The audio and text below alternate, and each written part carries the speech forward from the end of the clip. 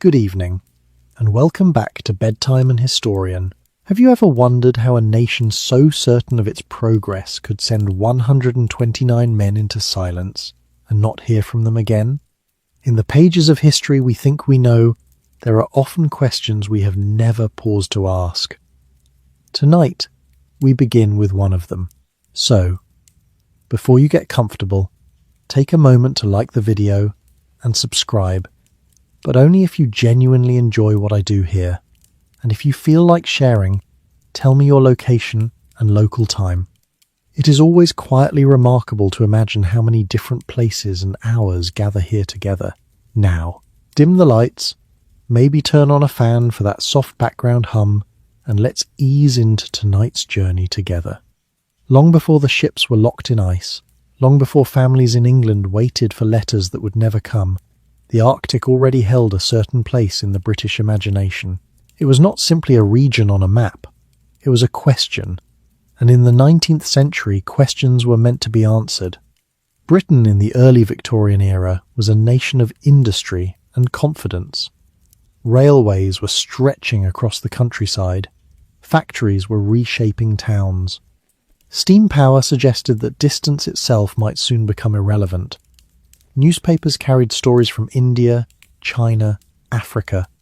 The Royal Navy, disciplined and vast, protected trade routes that spanned oceans. For many Britons, the world seemed not only wide but manageable. Yet on maps of North America, above the familiar coastline of Canada, there remained a white space. Cartographers shaded it faintly. Lines hinted at coastlines still uncertain. Somewhere within that frozen archipelago lay the Northwest Passage, a sea route that might connect the Atlantic and Pacific Oceans through the Arctic. For merchants and politicians, such a passage promised shorter journeys to Asia. For naval officers, it offered distinction. For the public, it stirred imagination. Exploration had long been a part of Britain's story. In earlier centuries, men like James Cook had sailed into distant waters, charting coasts, and returning with knowledge that expanded Europe's understanding of the globe. By the 1800s, exploration was no longer improvised. It was organised, funded, and debated within government offices. The Admiralty, responsible for the Royal Navy, treated Arctic voyages as both scientific missions and national statements. Ordinary life in Britain at the time was less grand. In London's crowded streets, workers rose before dawn to labour in docks and warehouses. In provincial towns, shopkeepers balanced ledgers carefully, aware of fluctuating markets. Coal smoke drifted above rooftops. Churches filled on Sundays. Respectability mattered. Discipline mattered.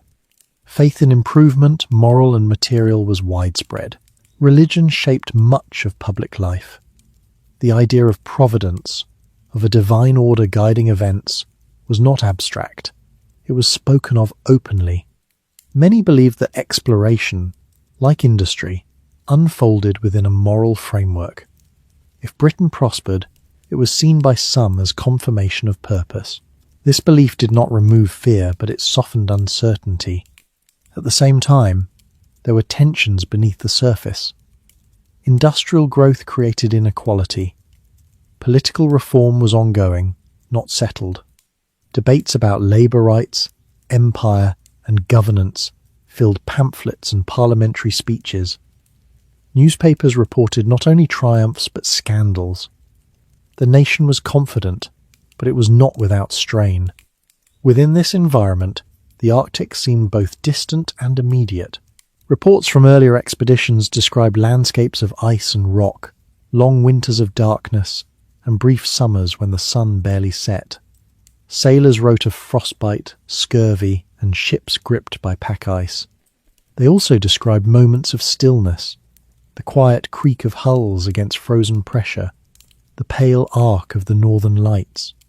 These voyages were not reckless adventures. They were calculated undertakings, shaped by naval hierarchy and careful provisioning. Ships were reinforced with extra timber and iron. Crews were selected for discipline and skill. Supplies included preserved food, scientific instruments, books, even musical instruments to maintain morale. Exploration was seen as a task for trained officers, not dreamers. The search for the Northwest Passage had already claimed effort and lives. Expeditions led by John Ross, William Parry, and others had mapped portions of the Canadian Arctic archipelago. Each journey returned with charts more detailed than before. Yet the central route remained elusive. Ice shifted unpredictably, channels narrowed, seasons shortened without warning. In drawing rooms and lecture halls, audiences listened to returning officers describe the Arctic. Their accounts blended caution and pride. The public appetite for such stories grew. Engravings of icebound ships appeared in illustrated papers. Children read simplified tales of bravery in schoolbooks. The Arctic became a stage upon which British endurance was displayed. It was within this cultural climate that the Franklin expedition would eventually take shape. But before that final voyage, there was a long history of incremental progress and persistent hope. The idea that nature could be understood, measured, and ultimately navigated was powerful. Steam engines could pull trains through hills.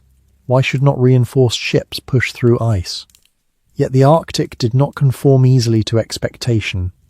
Unlike tropical seas, it offered no clear horizon of palm-lined shores. Its dangers were not storms alone, but stagnation. Ice could trap a vessel not for hours, but for years. The cold penetrated clothing, wood and bone. Darkness in winter was not symbolic. It was practical and prolonged. For sailors accustomed to routine, the Arctic required adaptation. Daily life aboard ship changed when the sea froze. Men constructed snow walls around vessels for insulation. They organized lectures and theatrical performances to maintain structure. Officers kept detailed logs. Discipline was maintained through familiar naval codes, even when the environment felt unfamiliar. Back in Britain, however, distance softened hardship. Newspapers reported successes more readily than setbacks. The notion of heroic persistence fit comfortably within Victorian ideals. Hardship was acceptable if endured with composure. Failure, on the other hand, was often reframed as noble sacrifice. The economic logic behind the Northwest Passage also mattered. Trade with Asia was expanding. The Opium Wars in China had recently altered commercial relationships. Faster maritime routes promised strategic advantage. Even if the Arctic route proved seasonal, it might still hold value. Admiralty officials weighed these possibilities carefully.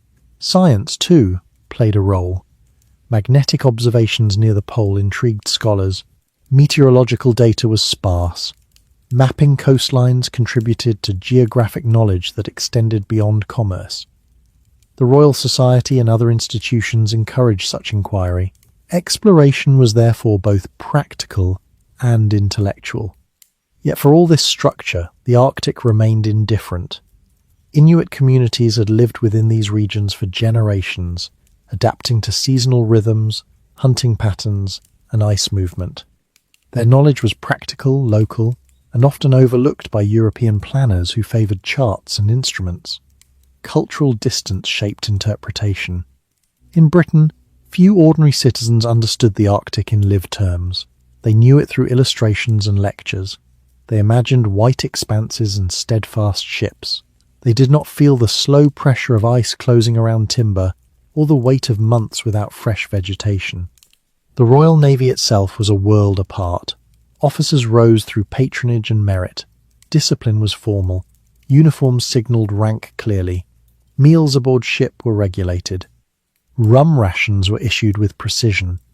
The Navy represented order, even in distant waters. For ambitious officers, Arctic service offered opportunity. A successful voyage could bring recognition, promotion, perhaps knighthood. Failure might be quietly absorbed, provided it did not stem from incompetence. The line between calculated risk and overconfidence was not always clear. By the 1840s, technological optimism had grown. Ships could be fitted with auxiliary steam engines, iron plating reinforced wooden hulls. Canned food, a relatively new innovation, promised preserved nutrition over long durations. These developments fostered confidence that previous limitations might now be overcome. In Parliament and in Admiralty meetings, the unfinished map of the Arctic remained a visible challenge. Each blank space suggested not impossibility, but pending achievement. The belief that perseverance would eventually yield results was strong.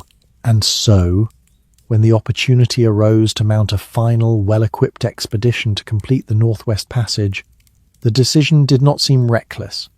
It seemed logical. The Arctic had resisted, but it had not defeated British resolve.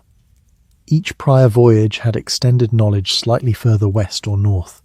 The remaining gap appeared narrow on paper. If you had been alive then, reading about reinforced hulls and steam engines, would you have doubted the plan, or would you have trusted in the steady progress of science and discipline? The Franklin expedition did not begin as a tragedy. It began as a continuation. It emerged from a culture that valued endurance, order, and measured ambition. The men who would eventually sail were not reckless wanderers. They were officers and sailors shaped by years of routine, instruction, and service. Before we meet them individually, it is worth understanding that their choices were not made in isolation. They were products of a naval system, of a nation's expectations, of technological faith. The Arctic, for all its silence, had already entered British consciousness as a place to be charted and claimed in knowledge, if not in settlement.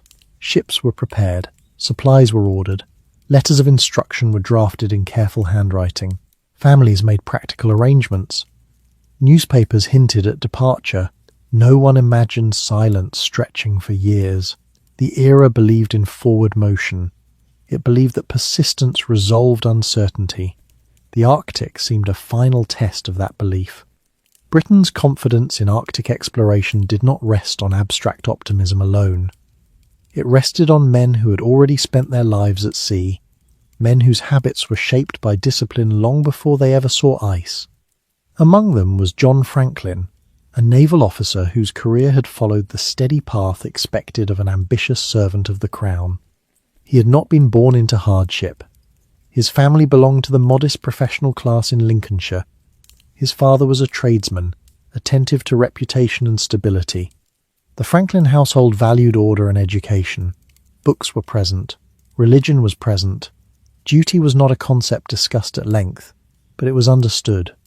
As a boy, Franklin was not considered especially strong. He was thoughtful, somewhat reserved, and inclined toward persistence rather than brilliance. In a society that valued structure, such traits were not disadvantages. He entered the Royal Navy as a midshipman in his early teens, as many boys of his background did when seeking advancement through service rather than inheritance. Naval life in the late 18th century was rigorous. Midshipmen learned navigation through repetition. They practiced calculating latitude and longitude under supervision. They memorized procedures. They observed hierarchy. The sea did not allow hesitation. Commands were given once. Mistakes could damage ships or cost lives. Daily routine aboard ship was strict. Bells marked time. Watches rotated in predictable cycles. Meals were plain salted meat, hard biscuits, dried peas. Fresh food was rare after departure from port. Clothing was functional, wool and canvas against wind and spray. Personal privacy was minimal. Young officers learned quickly to live within confined space. Franklin served during a period of prolonged naval conflict with France.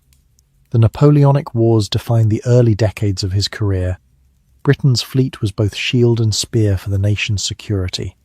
Engagements were decisive and often brutal. Cannon fire splintered hulls. Casualties were accepted as the cost of maintaining maritime dominance. Participation in such conflicts shaped Franklin's understanding of risk. The sea was dangerous, but danger was navigated through training and command structure. He observed senior officers who balanced caution with resolve. Promotion came through a combination of patronage and demonstrated competence. Franklin's advancement was steady, if not spectacular. He developed habits of careful documentation. Logs were kept precisely. Observations were recorded. He earned a reputation for reliability. Those who served with him described him as patient, perhaps sometimes overly cautious, but attentive to responsibility. After the major naval conflicts subsided, Britain entered a period where exploration gained prominence. Ships once devoted to war could now be redirected towards scientific and geographic objectives. Franklin's career shifted accordingly. His early Arctic experiences began in the 1810s and 1820s, long before the final expedition. He participated in overland expeditions into northern Canada, tasked with mapping coastlines previously uncharted by Europeans. These journeys were distinct from naval voyages. They required interaction with indigenous communities, adaptation to extreme climates, and reliance on limited supplies. Life during these overland expeditions was far removed from structured naval decks. Food shortages became acute. Men subsisted on limited rations, sometimes supplemented by hunting when possible. Frostbite was common, equipment deteriorated. Travel over frozen rivers demanded physical endurance rather than navigational precision. Franklin's first major Arctic expedition brought hardship that tested not only his body, but his leadership. Supplies ran dangerously low. Communication with supply ships failed. The group endured severe privation. Some members died from exhaustion and starvation. There were reports of desperate measures taken to survive, though accounts varied in reliability. These experiences left a mark. Franklin gained recognition for endurance under strain, yet critics questioned aspects of his judgment. He was neither a reckless adventurer nor an infallible commander. He learned that Arctic conditions could not be managed solely by naval routine. Local knowledge mattered. Flexibility mattered. Back in Britain, however, the narrative emphasized perseverance. Newspapers highlighted the mapping achievements and the courage displayed. Hardship was acknowledged, but framed within the larger story of progress. Franklin was knighted for his services, a public confirmation that suffering in pursuit of exploration was honourable. During periods ashore, Franklin's life followed the expectations of a Victorian officer. He attended social gatherings. He corresponded with colleagues. Marriage introduced domestic structure. His household valued decorum and hospitality. His wife, Lady Jane Franklin, possessed intellectual curiosity and strong will. She took active interest in geography and imperial affairs, qualities that would later influence public perception of the expedition. Domestic life in Britain contrasted sharply with Arctic austerity. Dinners included roasted meats, vegetables and wine. Conversation addressed politics, trade, and scientific societies. Newspapers circulated daily. The contrast between such settings and frozen coastlines was considerable. Franklin's administrative service also shaped his outlook. He served as Lieutenant Governor of Van Diemen's Land, present-day Tasmania. Colonial administration required negotiation between imperial directives and local realities. Settler communities, convict populations, and indigenous inhabitants formed a complex social landscape. Governance was not abstract. It involved daily decisions affecting law and labour. His tenure there was not without controversy. Tensions with local officials and economic difficulties led to criticism. Franklin's leadership style, steady but sometimes inflexible, met resistance in a colonial environment demanding compromise. Eventually, he was recalled. The experience did not diminish his reputation entirely, but it revealed limits. Returning to Britain in the 1840s, Franklin was no longer young.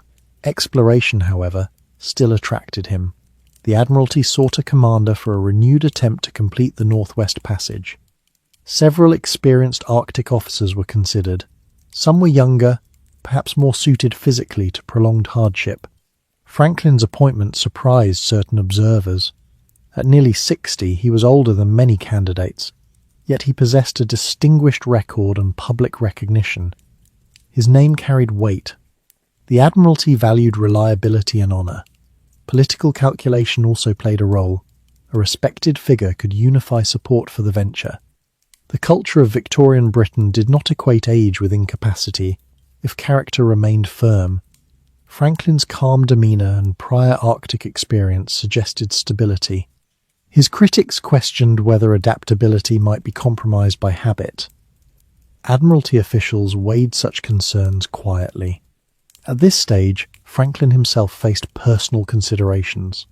He had experienced both acclaim and criticism. He understood the Arctic's severity. Yet he also recognized that this expedition might represent a final opportunity for lasting distinction. Within a society that honored exploration, the completion of the Northwest Passage promised enduring legacy. The daily life of naval officers preparing for such voyages involved meticulous planning. Supplies were calculated by weight and caloric value.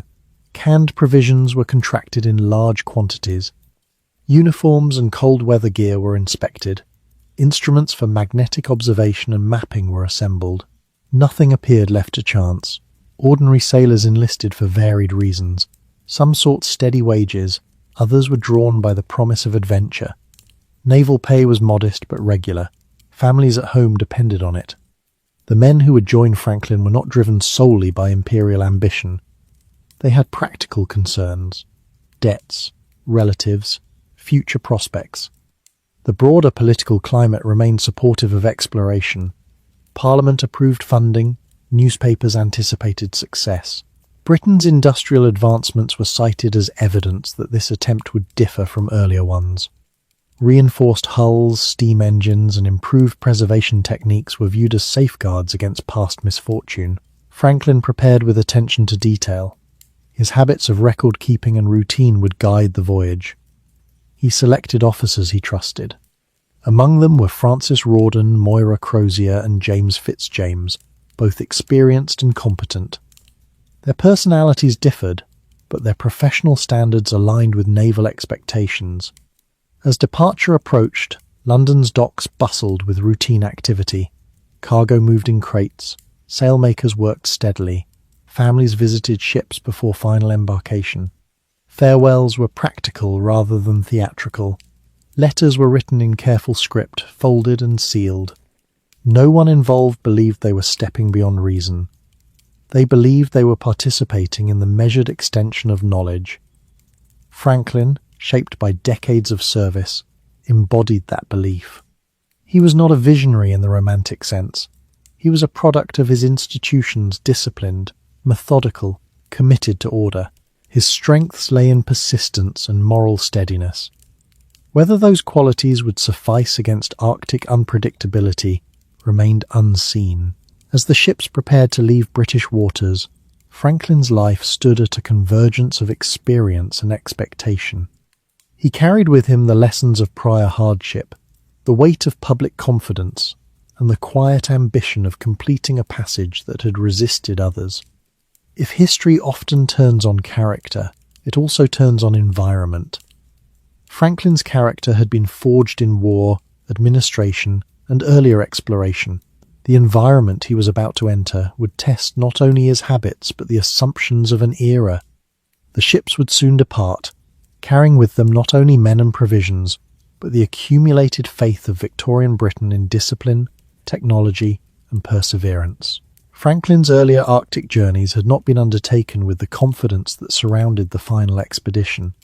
They were exploratory in the strictest sense, uncertain, improvised, and dependent on fragile supply lines. Those experiences shaped not only his reputation, but his understanding of how thin the line could be between planning and peril. In 1819, when he first led an overland expedition to chart the northern coast of North America, Britain's knowledge of that region remained incomplete. The Admiralty's instructions were precise in objective yet broad in method. Travel westward from Hudson Bay, map the coastline, return with information. The terrain itself would dictate the practical details. The party included naval officers, British Marines, voyageurs skilled in canoe travel, and indigenous guides. Unlike naval voyages, this journey moved inland through rivers, forests, and tundra. Canoes replaced decks, portages replaced watch rotations, supplies had to be carried by hand across uneven ground. Daily life during that expedition bore little resemblance to structured shipboard routine. Men woke to frost-covered tents. Breakfasts were modest, often limited to pemmican or thin broth when provisions allowed. Clothing consisted of layered woolen furs, adapted gradually as they learned from local practices. European boots proved insufficient. Moccasins were lighter and more practical on snow. The political climate in Britain encouraged such undertakings. The end of major wars freed naval resources. Scientific societies supported geographic expansion. Yet on the ground, far from Parliament and lecture halls, survival depended on immediate decisions. Franklin encountered logistical challenges early. Communication with supply depots failed. River routes were more difficult than anticipated. Travel slowed. Provisions dwindled. The men's physical condition deteriorated gradually, not through sudden catastrophe, but through cumulative shortage. Hunger altered behavior. Rations were reduced. Hunting parties were dispatched with limited success. Tension grew quietly among members of the group. Leadership required balancing fairness with necessity. Franklin adhered to naval discipline as much as possible, but the Arctic interior did not respect rank. There were moments when reliance on indigenous knowledge became essential. Local guides understood animal migration and seasonal changes. Their practical approach contrasted with European reliance on written instruction. Cultural misunderstandings occurred, yet cooperation was unavoidable. As supplies ran dangerously low, the expedition faced its gravest test. Starvation loomed. Accounts describe men weakened to the point of collapse. One voyager was later accused of murder and cannibalism during this desperate phase, though evidence remained contested. The incident underscored how fragile social order could become under extreme deprivation. Franklin himself endured the same conditions. His body weakened alongside his men. His leadership was steady but strained. He was not immune to fear, yet he maintained outward composure. In Victorian society, composure was a virtue, particularly for officers. When the survivors finally returned after months of hardship, the expedition had achieved partial mapping success, yet the cost was evident. 11 of the original 20 men had died. The public narrative emphasized courage and endurance.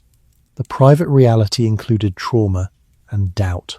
Franklin did not withdraw from Arctic service after this ordeal. Instead, he participated in a second overland expedition beginning in 1825. This time, lessons were applied more carefully. Supply chains were improved. Coordination with indigenous communities was strengthened. The journey proceeded with fewer fatalities and greater success in mapping western sections of the coast. These experiences reinforced two contrasting impressions. On one hand, they demonstrated that Arctic exploration required flexibility and collaboration. On the other, they reinforced the belief that persistence, when paired with improved planning, could overcome obstacles. Back in Britain, the public saw Franklin as a figure of endurance. Engravings depicted rugged landscapes and steadfast officers. Lectures delivered upon his return attracted attentive audiences. Arctic exploration was becoming part of national identity. Daily life in Britain during the 1820s and 1830s continued to transform. Industrial towns expanded. Steamships began to supplement sail in commercial trade. Canned food technology improved, promising longer storage without spoilage. These developments influenced thinking about future Arctic voyages. Franklin's appointment as Lieutenant Governor of Van Diemen's Land in 1837 marked a shift from exploration to administration. Colonial governance presented different challenges. Convict labour formed the backbone of local economy. Settler communities demanded infrastructure and stability. Indigenous populations faced displacement and marginalization. Franklin's approach to governance was methodical.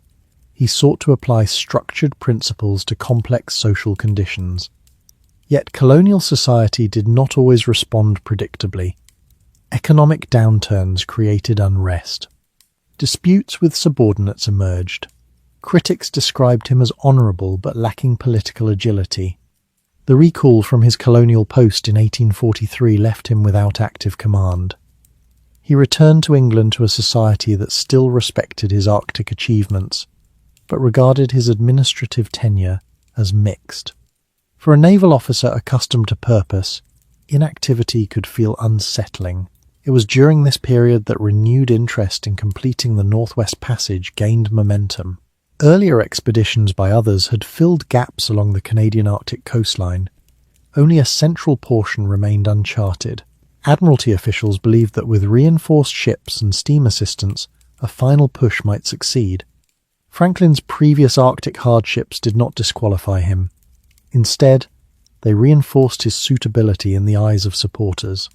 He had survived extreme conditions. He had demonstrated endurance. Critics questioned whether age and prior strain might limit him. Admiralty deliberations weighed such concerns quietly. The cultural environment of Britain in the mid-1840s favoured resolution. The empire expanded overseas. Scientific exhibitions displayed industrial progress. Newspapers reported global developments daily. Confidence in systematic improvement was strong. Within naval circles, Arctic service retained prestige. Officers such as Crozier and Fitzjames had already gained polar experience. They understood ice navigation, wintering procedures, and the management of crews in confined conditions. The planned expedition would combine experience with new technology. Franklin's own habits reflected preparation. He reviewed charts. He studied reports from earlier voyages. He considered provisioning carefully. He understood that morale during prolonged ice entrapment would require structure. Books, games, and organized routines were included among supplies. The broader public saw the forthcoming expedition as culmination rather than experiment. The Arctic had been approached from east and west. The remaining channel seemed navigable on paper. Maps suggested continuity. Few fully grasped how variable sea ice patterns could disrupt theoretical routes. Daily life for the men selected for the voyage followed established naval patterns. Recruitment favoured experienced seamen. Officers were chosen for competence and familiarity with Arctic service. Families received assurances of adequate provisioning. Pay structures were confirmed. Franklin's earlier experiences had taught him caution. Yet they also taught him that public perception favoured bold completion. He was aware that this voyage would likely define his legacy. In a society attentive to honour, legacy mattered. As preparations advanced, optimism did not appear reckless. Ships would carry heating systems to improve winter comfort. Iron plating reinforced bows against ice pressure. Steam engines could assist manoeuvring in narrow channels. Provisions were packed in unprecedented quantities. Franklin's internal life during this period remains partly inferred. Letters suggest calm determination. He did not express visible doubt in official correspondence. Victorian norms discouraged overt acknowledgement of uncertainty in public documents. Resolve was expected. The environment he was about to enter remained unchanged by technological progress. Ice would still form unpredictably. Temperatures would still plunge far below freezing. Isolation would still sever communication. Yet belief in preparation was strong. If earlier expeditions had revealed Arctic hardship, they had also revealed human adaptability. That lesson lingered. Franklin's prior trials seemed proof that endurance could carry men through difficulty. The stage was set for departure. The past had shaped expectations. The future remained unwritten. By the mid-1840s, Britain stood at a particular moment in its history, confident, organised, and increasingly certain that disciplined effort could solve even the most stubborn geographic problems. The unfinished Northwest Passage was no longer a speculative dream. It was seen as the final segment in a map that was almost complete. Industrial progress shaped this confidence. Steam engines powered factories and railways across England. Iron bridges spanned rivers that had once limited transport. Telegraph experiments hinted that communication itself might soon move faster than ships. These innovations fostered a broader assumption that obstacles were temporary and that methodical engineering would overcome them. The Admiralty shared this outlook. Earlier Arctic voyages had been constrained by sail alone. Now, auxiliary steam engines could provide propulsion when winds failed. Reinforced hulls strengthened with iron plating promised resistance against crushing ice. Heating systems were installed to improve winter living conditions. Each modification suggested improvement over past attempts. Public exhibitions displayed industrial achievements to enthusiastic crowds. Scientific societies gathered regularly to discuss magnetic observations, meteorology, and cartography. Exploration was no longer solely a naval pursuit. It intersected with intellectual life. Completing the Northwest Passage would not only serve commerce but also confirm Britain's standing as leader in science and navigation. In Parliament, Arctic exploration did not provoke serious opposition. Funding was approved without dramatic debate. The cost, while significant, was small compared to military expenditures. Newspapers framed the upcoming voyage as a logical continuation of prior efforts rather than a gamble. At the same time, everyday life in Britain remained grounded in routine. In London, clerks recorded transactions by lamplight. Dock workers unloaded cargo from ships arriving from India and the Caribbean. Families read serialized novels in evening papers. Religious services continued weekly, reinforcing moral expectations of duty and perseverance. Social hierarchy remained visible. Aristocratic patrons attended lectures alongside middle-class professionals. Naval officers occupied respected positions within this structure. Uniforms symbolized not only authority but trust. The Royal Navy embodied national discipline, and its officers were expected to reflect composure. Within this climate, completing the Northwest Passage became both practical, objective, and symbolic achievement. It represented mastery over environment, proof that British organisation could extend even into the Arctic archipelago. Technological optimism, however, carried assumptions. Canned food, for instance, had advanced significantly since Franklin's earlier expeditions. Contractors supplied thousands of tins containing preserved meat and vegetables. The sealing process was believed reliable. Few questioned whether long-term storage under extreme conditions might introduce unforeseen risks. Steam engines installed on the ships were adapted from railway locomotives. They were not designed for continuous Arctic operation, but intended to assist when navigating ice channels. Coal supplies were limited by storage capacity. Even so, the presence of steam reinforced the sense that the expedition differed fundamentally from those that had preceded it. Victorian society valued improvement through incremental refinement. Each new attempt at the passage had extended mapped coastline. The remaining gap seemed manageable. Admiralty charts displayed routes charted by Parry and others, leaving only a narrow corridor unexplored. Yet the Arctic environment did not conform to neat representation. Sea ice shifted according to wind and current patterns not yet fully understood. Channels that appeared open in summer could close abruptly. Winter darkness lasted months, bringing temperatures capable of freezing mercury.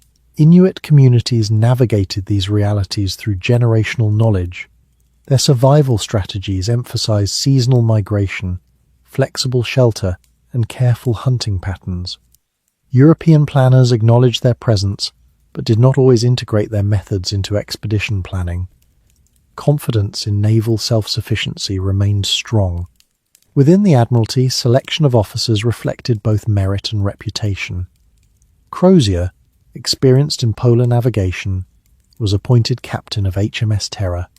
Fitzjames, energetic and socially adept, commanded HMS Erebus in practice, though Franklin held overall authority. Their combined experience balanced Franklin's seniority. Daily preparations occupied months. Dockyards echoed with hammering as final reinforcements were secured. Carpenters inspected beams. Engineers tested steam components. Provisions were loaded systematically, recorded in manifests with precision. Families visited before departure. Wives and mothers brought small personal items, books, letters, perhaps tokens of remembrance. Such gestures were practical rather than theatrical. Naval families were accustomed to absence. Voyages could last years. Newspapers reported on the ships with restrained enthusiasm. Illustrations depicted sturdy vessels against stylized ice. The public understood risk, but believed it mitigated by preparation. Editorials expressed confidence in Franklin's leadership. Franklin himself maintained a composed demeanor. He attended briefings, reviewed charts, and corresponded with officials. There was no outward display of doubt. Victorian leadership ideals favored steady expression rather than dramatic declaration. Religious observance formed part of naval routine. Chaplains were not included on every expedition, but officers ensured Sunday services when possible. Faith provided structure and comfort. Many sailors interpreted survival and hardship through religious framework, seeing providence in both success and adversity. Economic motivations remained present but secondary in public discussion.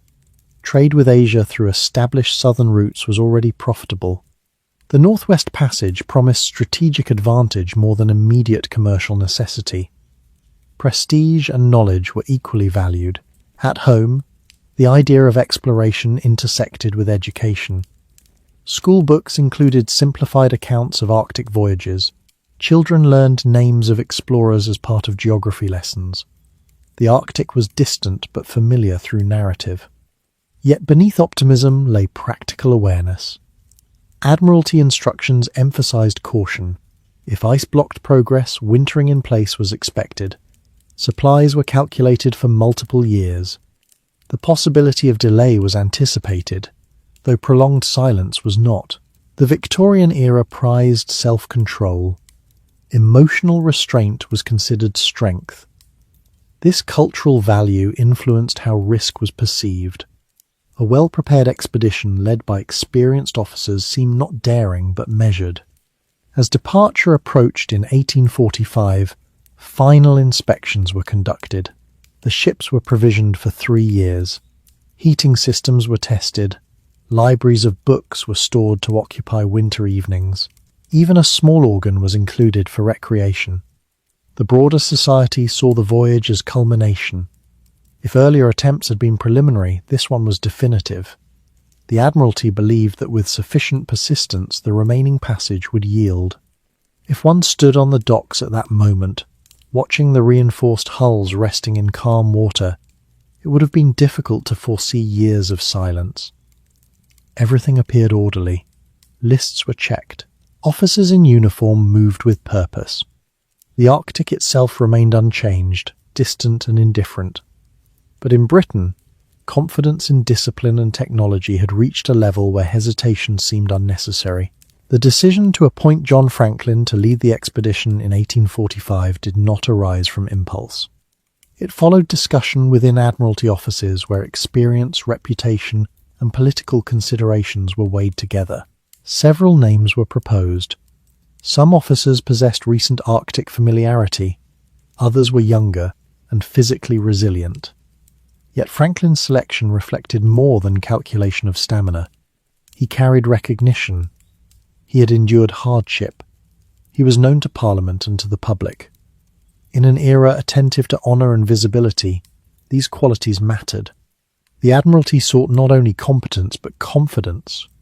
Confidence among officers, among sailors, and among the wider society observing from a distance. Franklin's age, nearly 60, was noted, but not treated as disqualifying. Victorian attitudes toward age emphasized steadiness rather than decline, provided health remained adequate. Franklin had maintained composure through prior expeditions and administrative service. He projected reliability. Within Admiralty correspondence, practical matters dominated. The commander would be responsible for charting unexplored coastline, conducting magnetic observations, and preserving discipline during potential winter confinement. He would also serve as representative of British authority in remote territory. Crozier, appointed captain of Terror, had significant polar experience and was respected for technical skill. Fitzjames, who would command Erebus operationally, brought energy and social ease that complemented Franklin's measured style. The combination was viewed as balanced rather than competitive. Behind these decisions lay subtle social forces. The Royal Navy functioned through hierarchy and patronage. Recommendations carried weight. Franklin's established relationships within naval circles supported his candidacy. His knighthood symbolized public trust. Lady Jane Franklin also influenced perception. Intelligent and articulate, she maintained active interest in geographic exploration. Her social presence reinforced her husband's standing. Victorian society valued strong domestic partnerships, and her advocacy contributed to Franklin's public image as devoted and purposeful. As official appointment became certain, planning intensified. Provisions were not simply loaded, they were calculated for extended duration. The Admiralty intended the ships to be self-sufficient for at least 3 years. This assumption reflected lessons from earlier expeditions where resupply proved unreliable. Canned goods comprised a significant portion of supplies. Thousands of tins were ordered, containing preserved meats and vegetables. The contractor responsible worked under time constraints. Inspection procedures existed, though standards for long-term Arctic storage were still developing. The ships themselves, Erebus and Terror, were not newly constructed. They had served in earlier polar voyages and had proven durable. For this expedition, they were refitted extensively. Iron plating reinforced bows. Internal heating systems using steam pipes aimed to moderate winter cold. These features fostered belief in improved survivability. Daily life for officers during preparation was administrative and structured. Meetings with Admiralty officials addressed objectives and contingency plans. Charts were reviewed carefully. Scientific instruments were tested. Written instructions outlined routes and expectations, but allowed for discretion in decision-making. Sailors enlisted for the voyage with varied motivations. Some were seasoned seamen accustomed to long absence. Others were drawn by additional pay incentives offered for Arctic service. For many, naval employment provided stability in a society where industrial labour could be uncertain. In dockside taverns, conversation likely included speculation about ice conditions and rumours from previous expeditions. Yet such discussions did not challenge the overall sense of order. The Royal Navy's reputation provided reassurance. Religious observance accompanied preparation. Services were held before departure, invoking protection and safe return. In Victorian Britain, faith intertwined with duty. Exploration was not viewed as defiance of nature, but as engagement with it under divine providence. Political oversight remained present but restrained. Parliament expected progress reports when possible. However, given the remoteness of the Arctic, communication delays were accepted. Silence for several seasons would not initially provoke alarm. Franklin's internal state at this stage can be inferred through letters and accounts. He expressed confidence without overt boastfulness. He was aware that this expedition would likely define his legacy, yet he approached the task as continuation of service rather than personal quest. The social climate of Britain reinforced the idea that disciplined effort justified risk. Industrial workers accepted long hours for economic advancement. Soldiers served abroad in colonial campaigns. Arctic exploration fit within this broader framework of national endeavour. Families prepared for absence in practical ways. Financial arrangements were confirmed. Wills were updated as precaution, a customary step before long voyages. Farewells were composed rather than dramatic. Naval households were accustomed to parting. Public interest manifested through newspaper coverage and engravings of the ships. Artists depicted sturdy vessels against stylized ice fields. These images shaped popular imagination, presenting exploration as structured and purposeful. Within Admiralty instructions, caution remained explicit. Franklin was advised to avoid unnecessary risk and to return if conditions proved impassable. The mission was ambitious but not intended as reckless. The economic landscape of Britain continued to expand. Factories produced textiles at unprecedented scale. Steamships connected major ports. The Empire's reach extended across continents. Against this backdrop, completing the Northwest Passage appeared consistent with national trajectory. Franklin assembled his officers for final briefings. Hierarchy was clear. Responsibilities were assigned. Expectations were communicated without flourish. Naval culture emphasized clarity over emotion. As departure neared in May 1845, the ships lay ready at Greenhithe on the Thames. Crews finalized stowage. Coal supplies were secured. Scientific instruments were stored carefully to avoid damage. Visitors came aboard before final sailing. Admiralty officials inspected accommodations. Families toured cabins arranged for prolonged habitation. Heating pipes ran discreetly along bulkheads. Shelves of books suggested intention to maintain intellectual engagement during winter confinement. The ship's complements totaled 129 officers and men. Each carried personal belongings limited by space constraints. Uniforms, wool garments, and cold weather gear were distributed systematically. Franklin stood at the intersection of expectation and uncertainty. He embodied Victorian virtues, steadiness, endurance, and disciplined optimism. The Admiralty entrusted him with resources unmatched in previous Arctic efforts. If one considered the cumulative preparation, the reinforced hulls, steam engines, preserved provisions, experienced officers, the plan appeared measured. The Arctic remained formidable, yet Britain believed it had narrowed the margin between hazard and control. The ships would soon leave British waters, passing from structured docks into open sea. Their course would carry them northward through known routes toward uncharted channels. When HMS Erebus and HMS Terror lay anchored in the Thames estuary in the spring of 1845, they did not appear experimental. They looked deliberate. Their hulls were dark, solid, reinforced in ways invisible to casual observers but reassuring to those who understood shipbuilding. These vessels had once bombarded coastal fortifications in earlier wars. Now they had been reshaped for cold seas. The refitting had been extensive. Iron plates strengthened the bows to resist pack ice. Internal beams were thickened.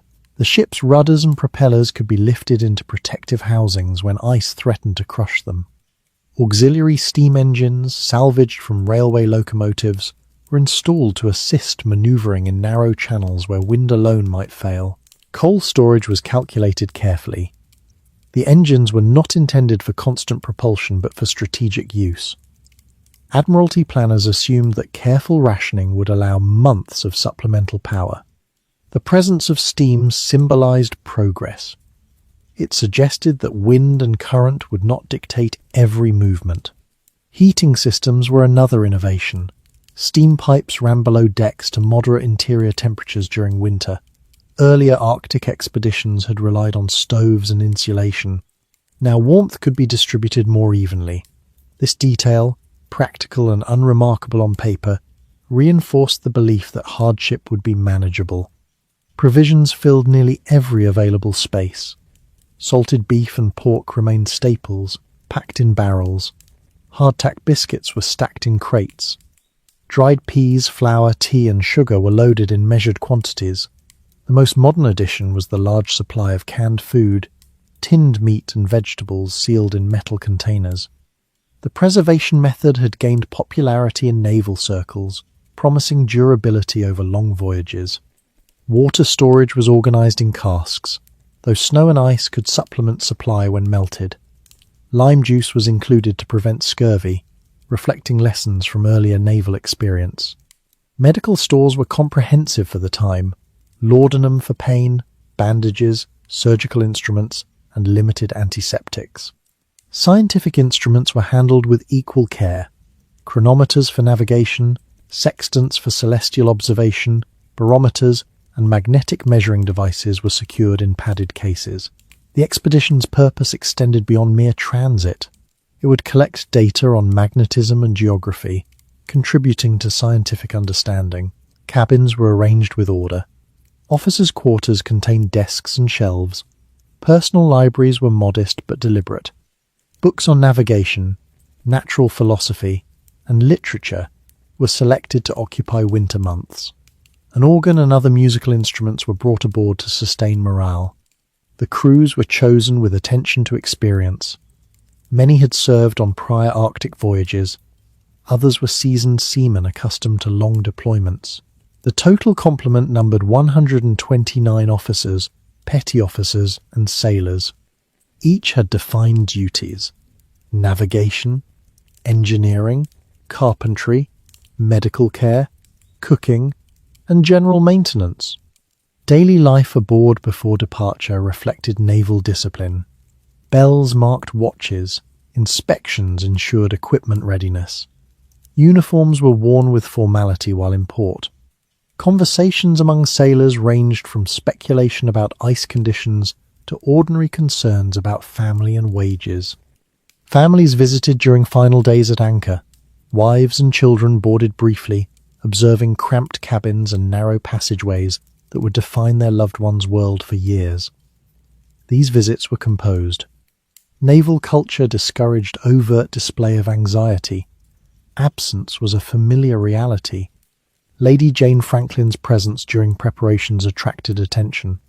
She visited the ships, conversed with officers, and expressed measured confidence. Her interest in exploration was well known. She supported the expedition publicly and privately, reinforcing her husband's resolve. The political climate at departure remained calm. There were no major domestic crises demanding immediate attention. Newspapers covered the expedition as part of a broader narrative of imperial progress. Readers in London and provincial towns alike followed updates with quiet interest. On 19 May 1845, the ships departed from Greenhithe. They moved down the Thames, past familiar shorelines, toward open sea. Observers gathered along the banks. Flags were raised. There was no dramatic farewell speech recorded, only orderly movement. As they reached the Channel and headed north, routine settled quickly. Watches rotated predictably. Meals were served at set hours. Officers reviewed charts and planned routes. The first leg of the journey followed established paths toward Greenland, where final supplies would be obtained. The Arctic environment remained distant at this stage. Summer seas were navigable. The ships sailed without immediate obstacle. Morale was steady. Letters were written during stops and sent home before the last reliable postal connection. At Greenland's Disco Bay, additional oxen were slaughtered for fresh meat. Final letters were dispatched. Whaling ships encountered the expedition in late July, reporting that Franklin's vessels were in good condition and spirits appeared high. This would become the last confirmed European sighting. Daily life aboard during this period reflected normal naval order. Decks were scrubbed regularly. Equipment was inspected. Officers maintained journals. Sailors engaged in maintenance tasks between watches. Even as the ships moved farther north, routine persisted. The cultural values carried aboard were those of Victorian Britain. Discipline, hierarchy, faith in preparation. Sunday services were conducted when possible. Hymns were sung. Scripture was read. For many, these practices provided structure and reassurance. As the ships entered Baffin Bay and approached Lancaster Sound, the landscape changed gradually. Icebergs drifted in slow procession. The air grew colder. Sunlight lingered longer in the sky as summer progressed toward Arctic brightness. Franklin's leadership style aboard remained steady. He did not govern through visible intensity but through quiet expectation of compliance. Crozier oversaw navigation with technical competence. Fitzjames maintained correspondence and morale, balancing formal authority with approachability. The crews adapted clothing accordingly. Heavy wool layers replaced lighter garments. Fur-lined caps were issued. Gloves were worn even during deck work. Carpenters inspected hull integrity as ice floes brushed against reinforced bows. At this stage, the expedition's progress appeared promising. Channels were open. Steam engines were tested briefly to ensure functionality. Coal consumption was monitored carefully. The social dynamics aboard were predictable. Officers dined separately from enlisted men. Rank determined sleeping quarters and rations. Yet shared environment fostered interdependence. Survival in Arctic conditions would require cooperation across hierarchy. As August approached, pack ice began to thicken. The ships advanced cautiously. Navigation required vigilance. Ice could shift rapidly under wind influence. The reinforced bows performed as designed, parting thinner floes. No immediate alarm arose. Wintering in the Arctic was anticipated if necessary. Provisions were calculated for such possibility. The ships were prepared to anchor securely in ice.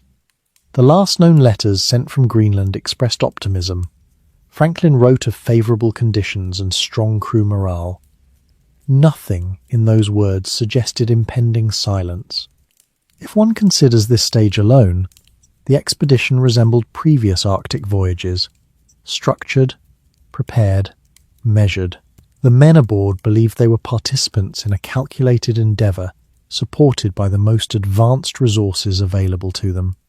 They sailed onward into channels increasingly choked with ice, confident that reinforcement and steam assistance would permit progress where earlier ships had been turned back. By late summer of 1845, Erebus and Terror had moved steadily westward through Lancaster Sound, entering the maze of channels that formed the Canadian Arctic archipelago. At first, conditions seemed favourable. The season was still open. Ice drifted but did not yet form an impenetrable barrier. Officers noted progress in their logs with cautious approval. The ships followed routes previously charted in part by Parry and others. Land masses appeared intermittently through mist low, barren islands edged with gravel beaches and rising ridges. Vegetation was sparse, limited to moss and hardy shrubs clinging to thin soil. There were no forests, no visible settlements, only the austere landscape of Arctic coastline. Daily life aboard began to shift as navigation grew more deliberate.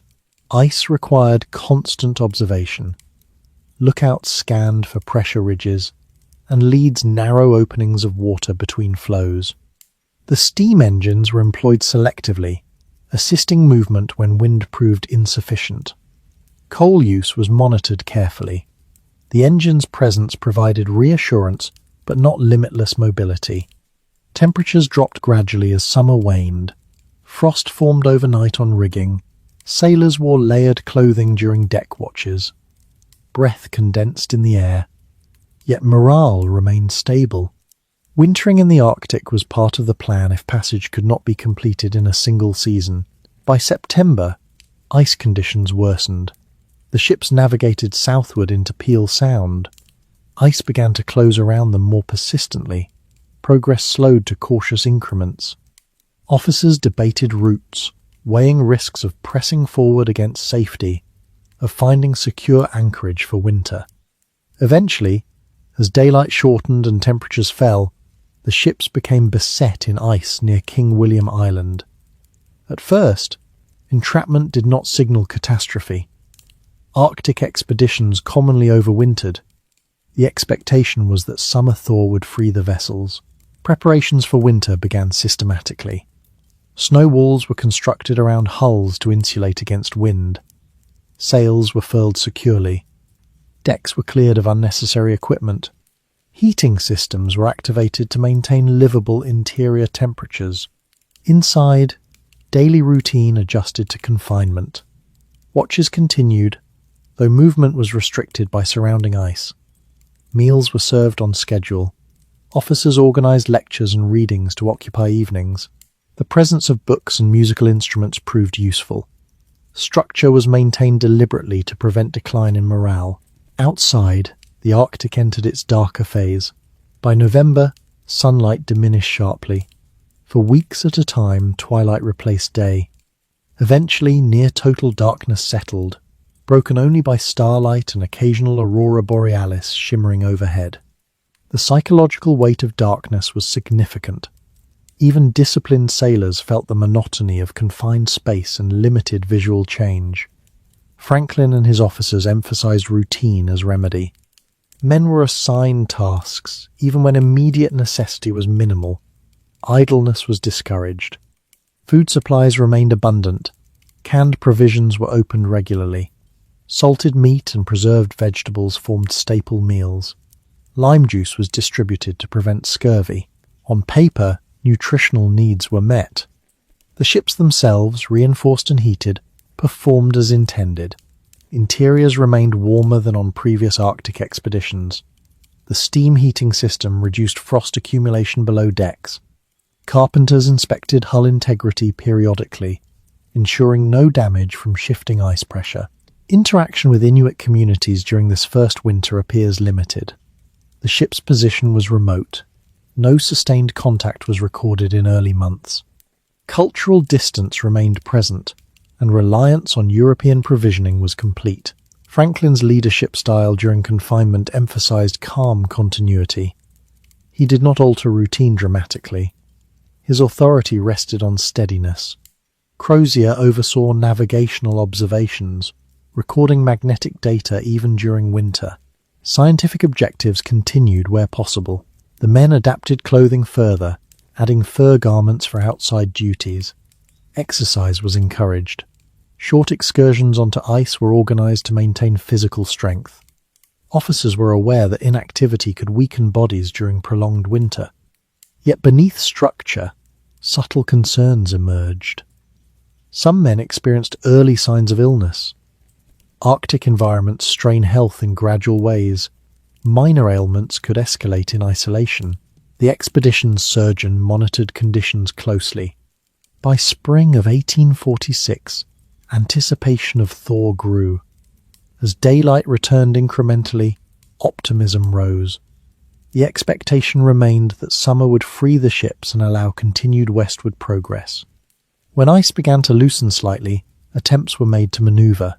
Steam engines were engaged carefully. Progress was limited. The ice had not fully retreated. Channels remained obstructed. Summer of 1846 did not bring release.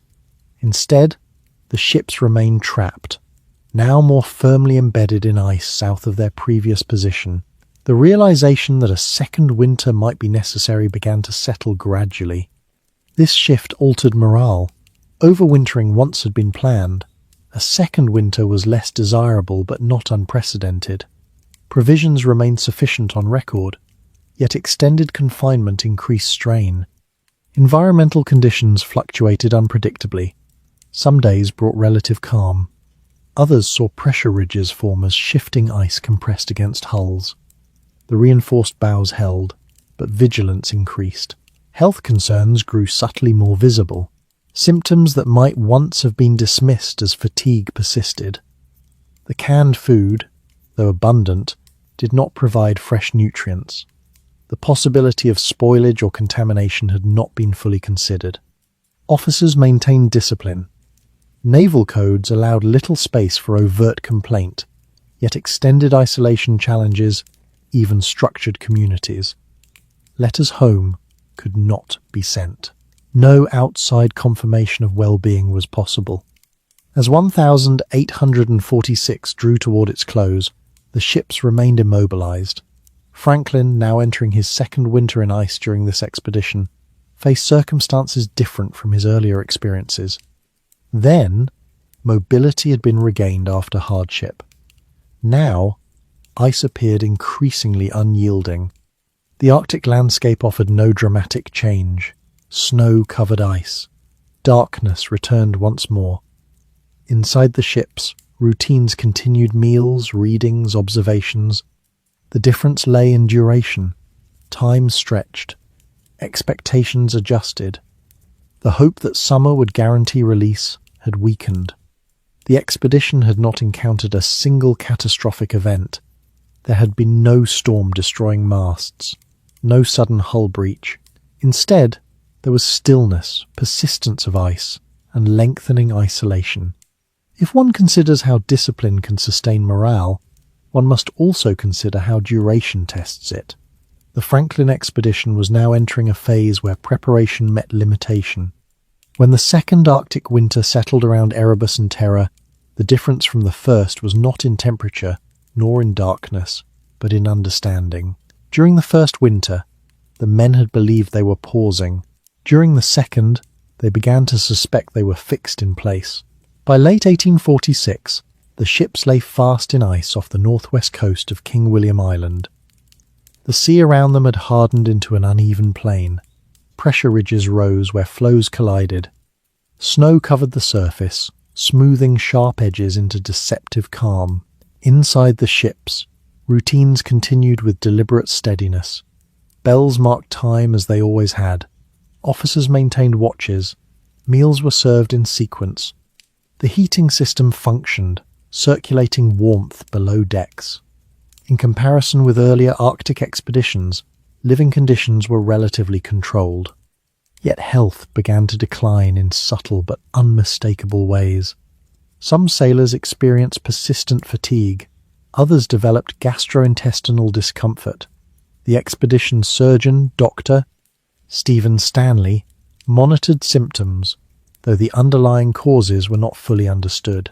Vitamin deficiencies could be mitigated by lime juice, but the effectiveness depended on regular distribution and storage quality. The canned food, once a symbol of innovation, now constituted the majority of daily sustenance. Tins were opened with routine regularity. Meat, preserved months earlier, was consumed without visible alarm. No immediate spoilage was apparent in most cases. Still, preservation standards of the time were inconsistent. The sealing process sometimes left traces of solder containing lead. The long-term effects were not known to the men who depended on those supplies. Daily work continued even without forward motion. Sailors cleared snow from decks. Carpenters inspected hull integrity. Engineers maintained the steam engines, though they were rarely used. Activity prevented stagnation, but it could not replace progress. Darkness returned in full by November. The sun dipped below the horizon and remained absent for weeks. Artificial light lamps fueled by oil illuminated narrow corridors below deck. The air inside grew heavy despite ventilation efforts. Frost formed in corners where warmth did not circulate evenly.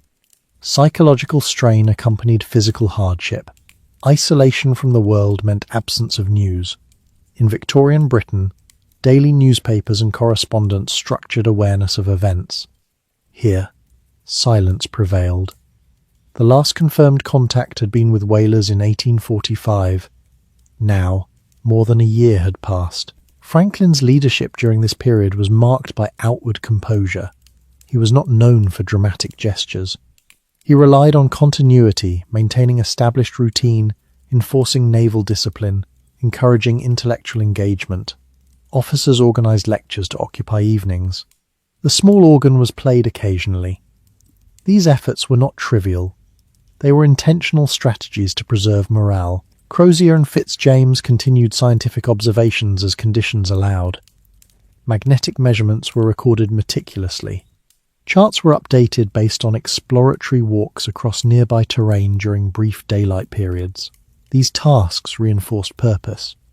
The surrounding landscape remained austere. King William Island's coastline was rocky and low. There were no forests, only exposed ground during summer and snowbound expanses in winter. Hunting parties were occasionally dispatched to seek game seals, birds, but success was limited. European officers lacked the intimate seasonal knowledge that Inuit communities possessed. Contact with Inuit during this period appears to have been minimal or brief.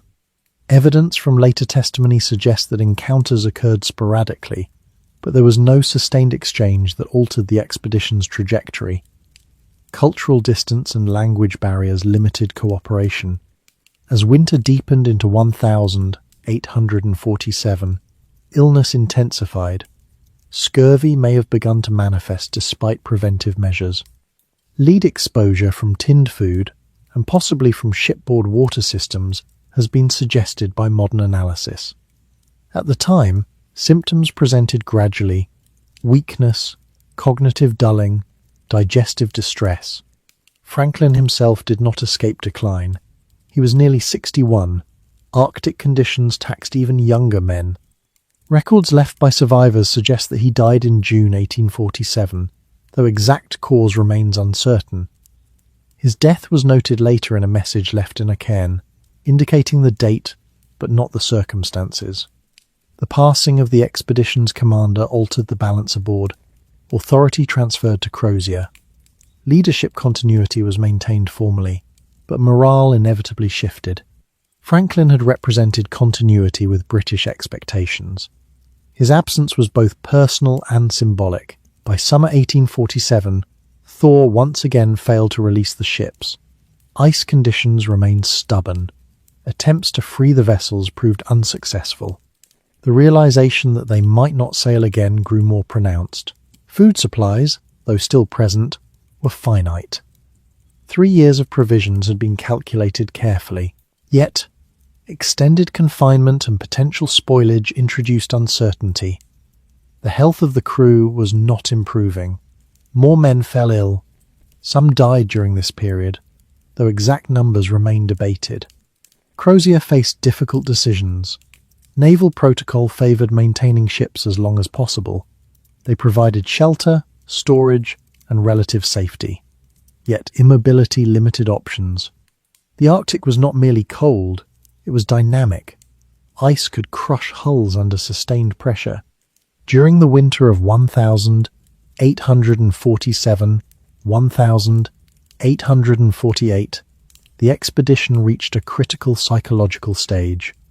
Confidence in eventual release had eroded. Hope was not absent, but it was tempered by observation. The ice did not retreat sufficiently. The ships remained locked. Routine persisted as long as possible.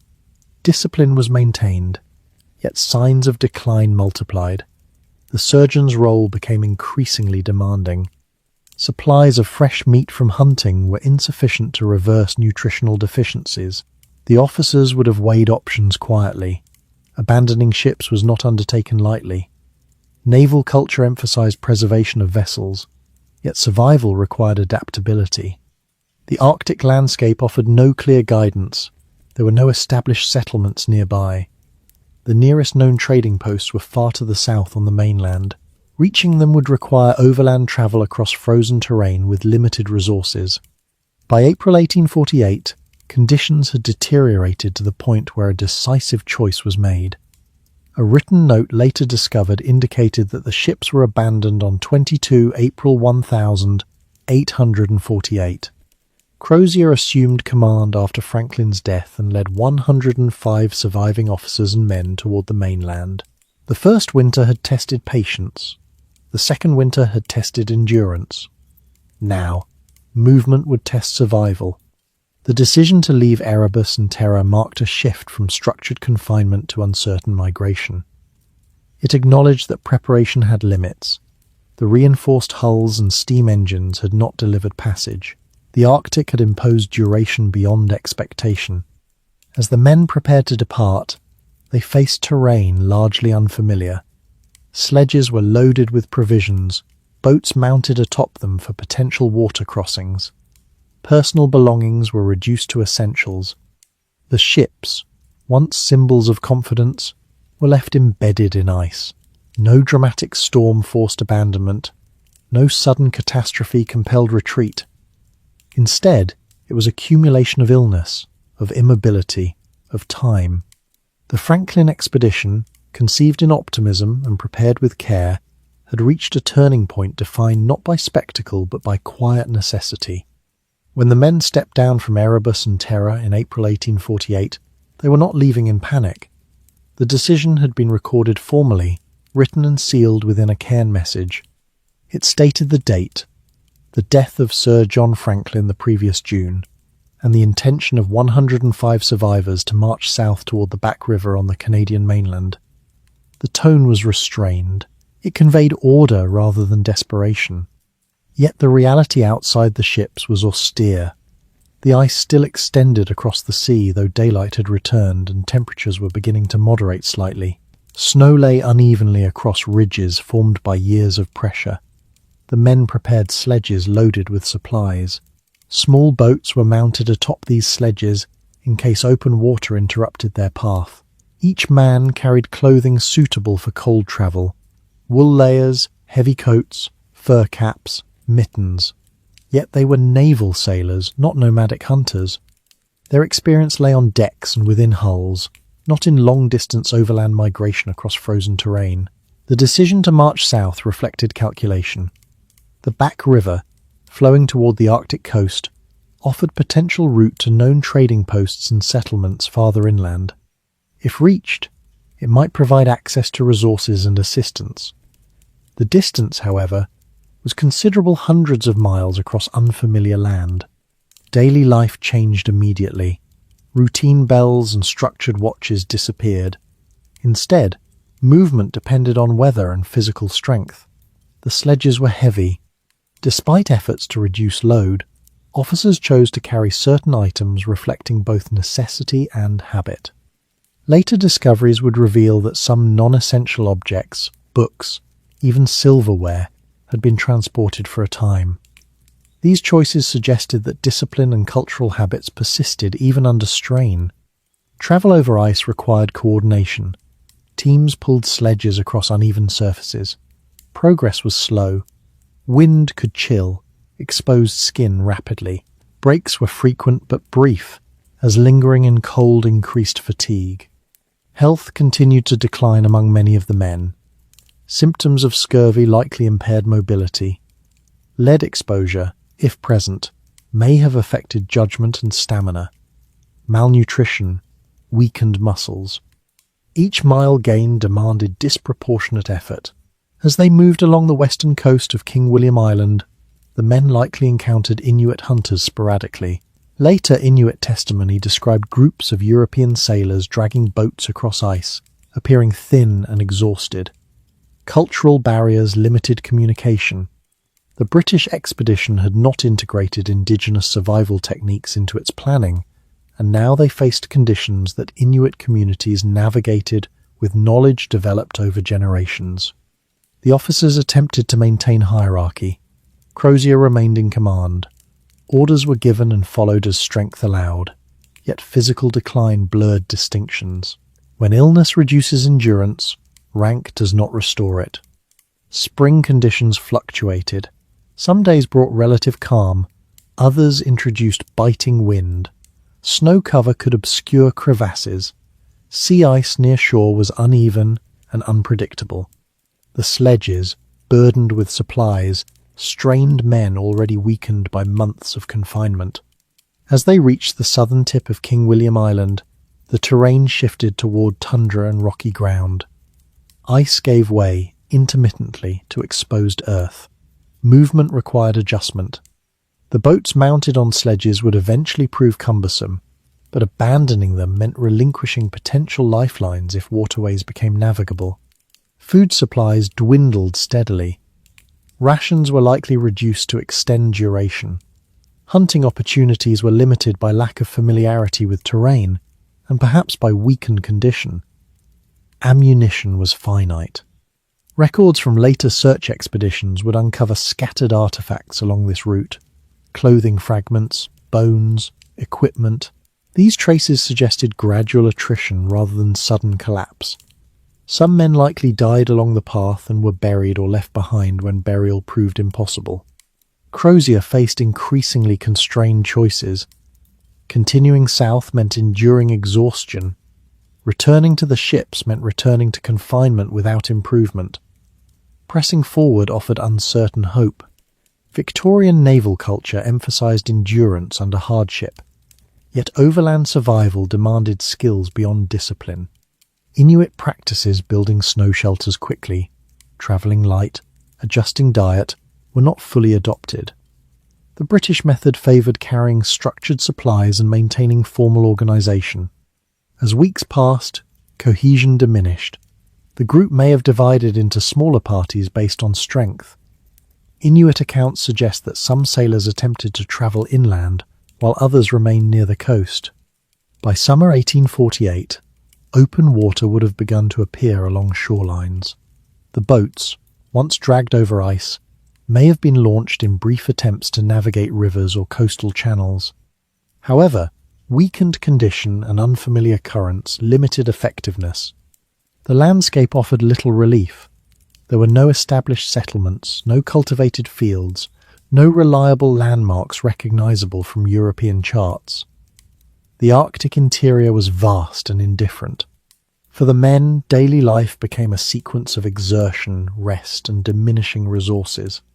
Conversations likely centered on immediate concerns: distance covered, remaining provisions, physical capability. The broader objective of completing the Northwest Passage had receded entirely. Survival was now singular focus. Inuit testimony collected years later described seeing emaciated sailors, some collapsing, others requesting assistance through gestures. Cultural misunderstanding limited aid. Inuit communities had limited surplus to offer and may have been cautious in engaging with unfamiliar outsiders. The march toward the Back River did not achieve its intended outcome. No survivor reached established trading posts. Bones later discovered along the route indicated that many perished near the mouth of the river or along its banks. There was no single climactic confrontation with environment. Instead, there was accumulation weakness layered upon weakness, distance layered upon distance. Back in Britain, none of this was yet known. The ships had departed in confidence. Silence had been anticipated only temporarily. Families awaited letters expected after 1 or 2 winters. On the ice and tundra, however, time had narrowed. Each decision consumed energy that could not be replenished fully. Supplies calculated for 3 years aboard ships did not translate easily into mobile sustenance across frozen terrain. Crozier's leadership under these circumstances remains partially obscured. No detailed journals from this final march survive. The Cairn note provides structure but not narrative. Later archaeological evidence fills gaps imperfectly. The Franklin expedition, conceived as demonstration of preparation and endurance, had transformed into a struggle against limits of body and planning. The Arctic did not defeat them through sudden violence. It wore them down. By late 1848, or early 1849, the organised march had dissolved. Individuals or small groups likely attempted survival independently. Their traces remained scattered across King William Island and adjacent mainland. While the surviving men struggled southward across ice and tundra, Britain remained unaware.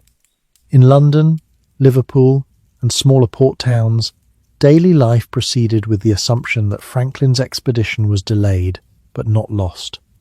Arctic voyages commonly required 2 or 3 years. Silence at first did not signify disaster. By late 1847, however, unease began to surface. The expected window for a successful passage had closed. No letters had arrived. No whaling ships reported fresh sightings. The Admiralty monitored reports quietly, reviewing routes and calculating timelines. In Victorian society, communication shaped perception. Newspapers carried brief notices about the expedition's progress or lack thereof. Editors reassured readers that Arctic travel involved long intervals without news. Confidence in Franklin's preparation remained intact publicly. Families of officers and sailors experienced uncertainty more personally. Lady Jane Franklin maintained composure outwardly but sought information persistently. She corresponded with Admiralty officials, requesting updates and urging contingency planning. Her determination would later influence search efforts significantly. The political climate in Britain during the late 1840s was not dominated by Arctic concerns. Ireland faced famine. European revolutions stirred unrest. Domestic reforms occupied parliamentary debate. Yet the Franklin expedition remained symbolically important. It represented British endurance and scientific ambition. By 1848, with no confirmed communication, the Admiralty began to consider search expeditions. Initial plans were cautious. It was assumed that Franklin might be overwintering voluntarily, awaiting favourable ice conditions. Dispatching relief too early risked unnecessary expenditure. Economic considerations influenced timing. Mounting large-scale search operations required ships, crews, and supplies. Nonetheless, public interest increased steadily. Newspapers began to question the prolonged silence. Illustrations of icebound ships reappeared in print. Lady Jane Franklin played a pivotal role. She advocated tirelessly for search missions. Her letters appealed not only to duty, but to national honour. In Victorian society, a devoted wife's appeal carried moral weight. She framed the search as obligation rather than speculation. The Admiralty eventually authorised multiple search expeditions beginning in 1848 and 1849. Ships were dispatched via different routes through Lancaster Sound, via the Pacific through Bering Strait, and overland from Hudson Bay. These efforts reflected both determination and uncertainty about Franklin's possible location. The searchers themselves faced similar Arctic challenges. They navigated ice-choked waters, wintered in remote anchorages, and endured prolonged darkness. Yet their mission differed. They sought traces rather than passage. As search expeditions spread across the Arctic archipelago, they encountered scattered evidence, abandoned camps, fragments of equipment, occasional graves from earlier voyages. However, for several years, no definitive trace of Franklin's party emerged. Public discourse shifted gradually. Confidence in survival diminished. Speculation increased. Some suggested that the ships might have been crushed by ice.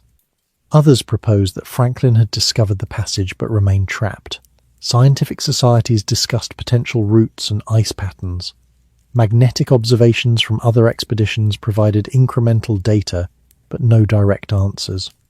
Maps were updated cautiously, incorporating findings from search vessels. Back on King William Island, the final stages of the expedition left little written record.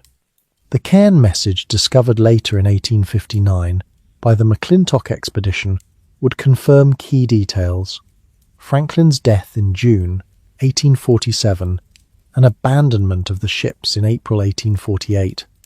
Until that discovery, the sequence remained unknown. Inuit testimony collected by searchers provided fragments.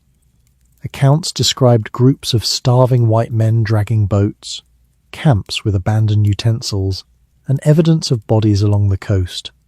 Some reports included references to cannibalism among desperate survivors. Victorian society struggled to process such claims. They conflicted with ideals of disciplined endurance. Debate arose about the reliability of Inuit accounts. Cultural bias influenced interpretation. Some British observers questioned credibility. Others recognized that Inuit witnesses possessed direct experience of the region. As the 1850s progressed, multiple search expeditions continued. The Arctic became increasingly mapped through these efforts. Ironically, the attempt to locate Franklin expanded geographic knowledge beyond what his own voyage might have achieved.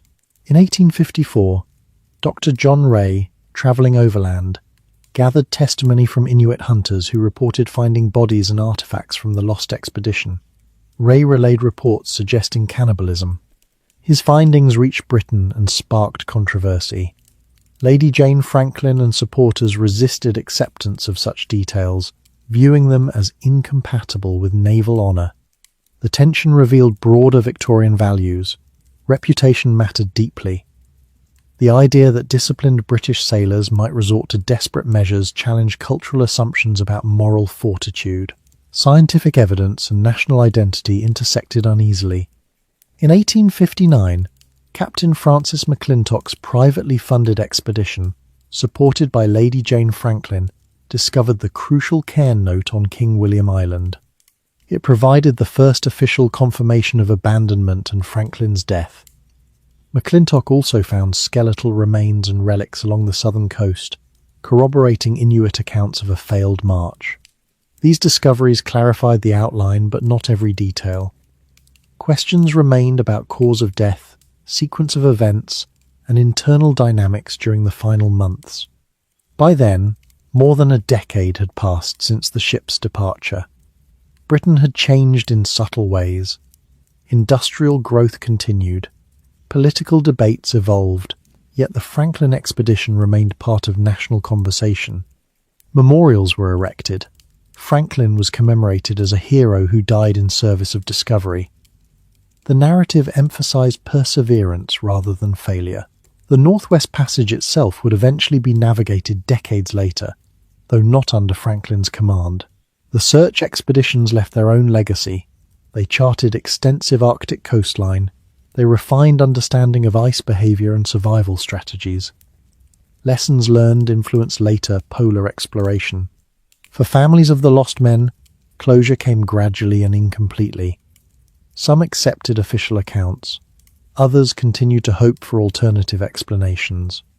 The Franklin expedition had begun as measured extension of British capability. Its aftermath revealed limits not only of preparation but of perception. Technology and discipline had not guaranteed control over environment. By the time McClintock discovered the Cairn note in 1859, More than 14 years had passed since Erebus and Terror sailed from England. The document, found within a stone cairn on King William Island, provided the clearest surviving outline of the expedition's final organised moments. It confirmed Franklin's death on 11 June 1847. It recorded that 105 officers and men had abandoned the ships on 22 April 1848 under Captain Crozier's command. It did not explain what followed. The discovery altered the nature of discussion in Britain. The question was no longer whether the expedition was lost, it was how it had ended and what that ending meant.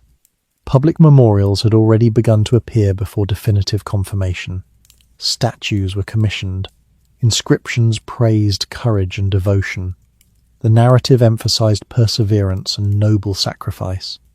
Victorian culture valued dignity in adversity, and Franklin's image was shaped accordingly. Yet the accumulating evidence from Arctic searches complicated that image. Inuit testimony described weakened men, camps with abandoned goods, and skeletal remains along the coast. Ray's earlier reports of cannibalism, once contested, now seemed more plausible in light of physical evidence. Some bones bore cut marks consistent with attempts to extract marrow. For Victorian society, the implication was unsettling. Cannibalism was associated with savagery in prevailing European thought. The possibility that disciplined naval sailors had resorted to such measures challenged assumptions about moral hierarchy. Debate unfolded in newspapers and scientific circles. Lady Jane Franklin remained central in shaping public perception. She resisted narratives that diminished her husband's honour. Her advocacy ensured that official memory emphasized devotion and endurance rather than desperation. Her efforts were not solely emotional. They reflected cultural expectations of loyalty and reputation. Scientific analysis of relics began gradually. Naval officers examined recovered equipment, noting signs of heavy wear. Archaeological interpretation, though less developed than in later centuries, attempted to reconstruct movement patterns based on scattered artifacts. The Arctic environment had preserved many objects, but also obscured context. Ice movement and seasonal thaw could displace items from original positions. Searchers had to infer sequences from limited data. In Britain, exploration continued beyond the Franklin story. Other Arctic voyages sought both geographic knowledge and validation of endurance. The Northwest Passage would eventually be navigated fully by Roald Amundsen in the early 20th century, using smaller vessels and incorporating indigenous knowledge more deliberately. That later success underscored the limitations of earlier methods. Within the Royal Navy, reflection occurred quietly. The Franklin expedition had been well provisioned and reinforced. Its failure suggested that technological confidence alone could not guarantee success in polar conditions.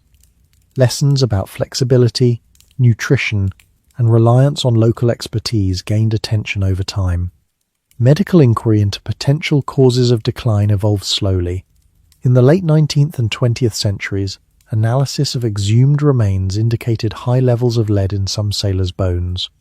The source may have been tinned food solder or shipboard water systems.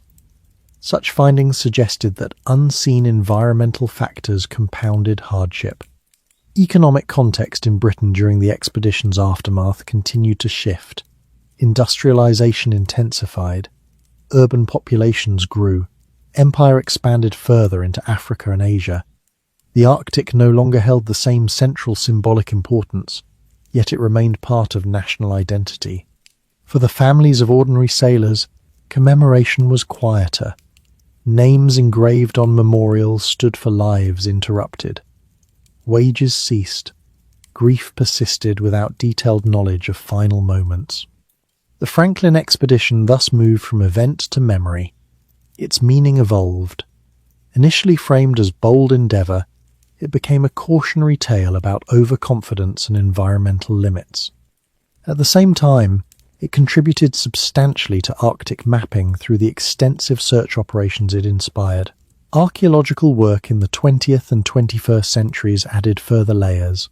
Wrecks of Erebus and Terror were eventually located beneath Arctic waters in 2014 and 2016, preserved in cold depths. Artifacts recovered from these wrecks, personal belongings, instruments, even dishes, provided intimate glimpses into daily life aboard. These discoveries reinforced earlier conclusions while also correcting misconceptions. The ships had not been crushed immediately. They had drifted or been abandoned in complex sequences. Preservation allowed historians to reconstruct aspects of shipboard routine with greater clarity. Yet even with modern technology, not every question has been answered. Exact causes of death for many remain uncertain. The sequence of the final march cannot be mapped precisely. Individual experiences are inferred from fragments. If one reflects on the broader arc, the Franklin expedition illustrates interplay between ambition and environment. Victorian Britain believed in methodical progress. The Arctic imposed conditions resistant to straightforward solutions. The men who sailed were neither reckless nor naive.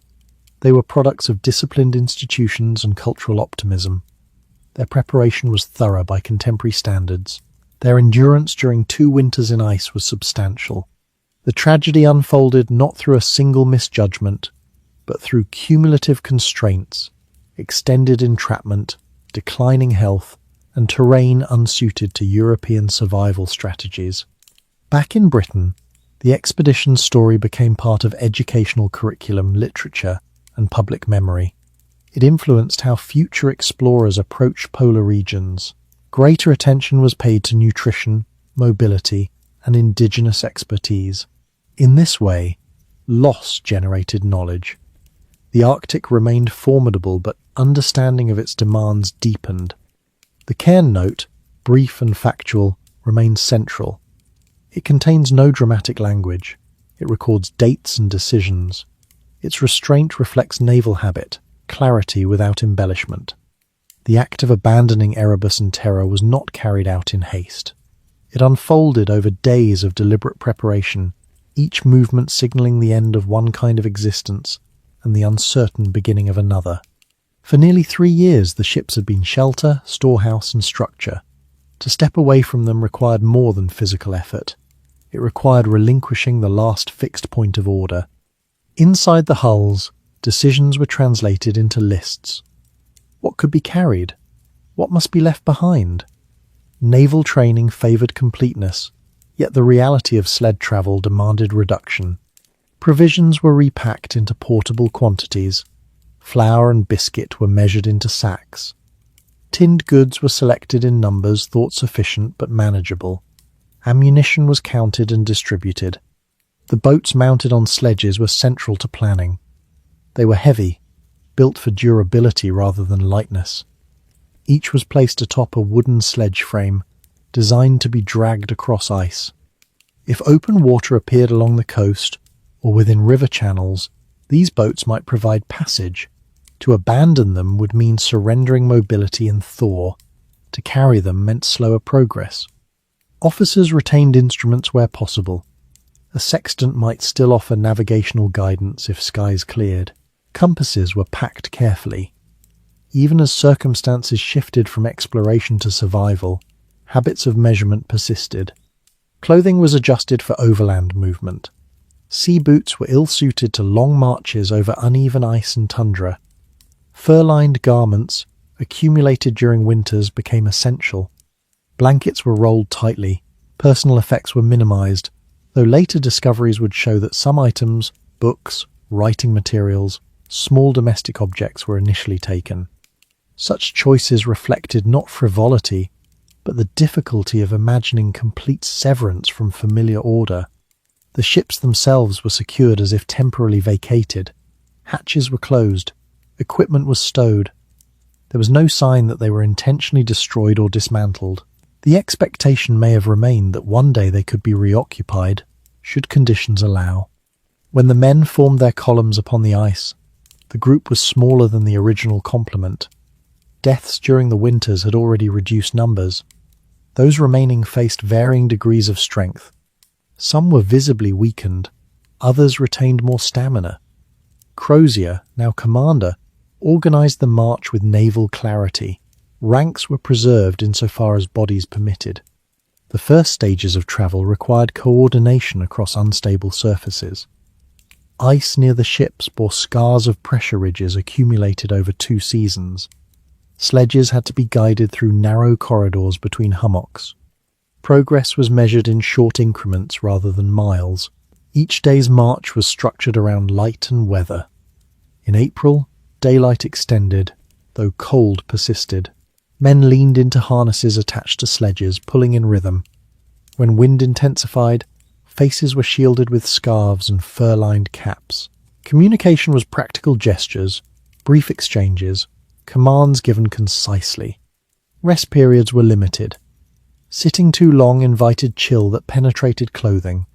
Camps were established when necessary using tents carried from the ships. Snow blocks might be arranged as windbreaks. Fires were small, fueled by carried supplies or limited driftwood where found. The landscapes south of their winter anchorage presented alternating expanses of flat sea ice and rising coastal terrain. The western shore of King William Island offered rocky ground exposed in patches as spring advanced. Transitioning from ice to land altered the physical demand. Sledges bumped over stone and uneven soil, requiring lifting rather than sliding. Food consumption during these early days remained structured. Rations were distributed according to calculation rather than appetite. Yet physical exertion increased caloric need. The tension between conservation and sustenance grew immediately. The boat's weight proved burdensome. Each required multiple men to maneuver, particularly when ridges interrupted smooth paths. There may have been moments when the wisdom of carrying them was questioned silently. Still, relinquishing them meant discarding a planned contingency. As the column advanced, evidence of prior winter confinement lingered only behind them. The ships receded from view, eventually obscured by distance and curvature of ice. With that disappearance, the last visible connection to the Admiralty's design faded. Psychologically, departure altered perception of time. Aboard ship, days were counted by routine and calendar. On the march, time was measured by distance achieved and physical depletion. The cairn message left behind had fixed a date in record. What followed would not be recorded formally again. Encounters with Inuit during this phase were brief and limited. Later accounts describe small groups observing the marching sailors from a distance. Communication relied on gestures and limited shared vocabulary. Trade, if any occurred, would have been constrained by the British party's limited goods and Inuit communities' own subsistence needs. The men's naval training emphasized unity, yet physical decline does not distribute evenly. Those strongest likely bore greater load. Those weakened may have required assistance. Such imbalance introduces strain not through conflict but through inevitability. As they rounded the southern tip of King William Island, open water appeared intermittently. The boats, once dragged across solid ice, were lowered in attempts to navigate leads or coastal stretches. Launching required coordinated effort. Water near freezing temperature posed additional risk. Paddling or rowing demanded energy already in short supply. The coastline offered no settlements recognizable to European eyes. It presented low tundra, gravel beaches and distant hills. Game might have been present in small numbers, but hunting success required knowledge of patterns and patience. The march southward likely fragmented over time. Some men may have fallen behind. Decisions about whether to wait or proceed would have confronted Crozier repeatedly. Naval codes provide guidance for maintaining formation, but overland survival challenges strict adherence. Material evidence discovered decades later indicates that equipment was gradually discarded along the route. Heavy items, perhaps initially considered necessary, became liabilities. The presence of silverware and other domestic objects among relics suggests that understanding of necessity evolved painfully. Weather conditions fluctuated unpredictably. Early thaw created slush that slowed sledges. Refreezing at night hardened surfaces unevenly. Each environmental shift required adjustment. At some point along the western coast or near the mouth of the Back River, the organized column dissolved. The precise moment remains uncertain. Skeletal remains discovered in dispersed locations suggest that individuals or small groups attempted to continue independently when collective progress faltered. The decision to abandon the ships had been rational within the constraints of the moment. Remaining aboard offered diminishing returns. Moving offered uncertain hope. Neither choice guaranteed survival. What is striking in the material record is the absence of dramatic destruction. There is no evidence of mutiny, no sign of deliberate sabotage. The progression appears cumulative weakness, attrition, dispersal. The boats, central to initial planning, were found far inland in some cases, suggesting that at least for a time, the men persisted in carrying them beyond immediate utility. Such persistence reflects commitment to contingency, even when circumstances narrowed. In leaving Erebus and Terra, the men carried with them more than supplies. They carried habits of order, expectations of hierarchy, and faith in measured action. The Arctic did not respond to these with hostility. It simply remained indifferent. The abandonment marked the end of the expedition as structured naval enterprise. What followed was movement without certainty of destination. The back river lay ahead, but reaching it required endurance that was already diminishing. The ships, left embedded in ice, would remain silent witnesses for years to come, their cabins preserved in cold darkness, while those who had lived within them struggled across exposed land. Once the organized column began to fragment, the character of the expedition changed entirely. What had started as a unified march under Crozier's direction became a series of diminishing attempts to continue southward. The Arctic landscape did not shift dramatically during this phase. It remained open, windswept, and largely featureless. What changed was the capacity of the men moving across it. Archaeological discoveries made more than a century later suggest that some sailors reached the vicinity of the back river. Skeletal remains found near its mouth indicate that at least part of the group advanced that far. Yet no evidence confirms that any reached established trading posts farther inland. The river, though a logical objective on maps, was not an assured corridor to safety. Its banks were rugged, and seasonal conditions varied sharply. The daily experience of those final travellers can only be inferred. Their clothing, heavy and damp from thawing snow, would have weighed against already weakened bodies. Rations, reduced to extend supply, likely provided insufficient energy for sustained exertion. Scurvy, characterized by swollen gums, joint pain, and weakness, may have impaired mobility further.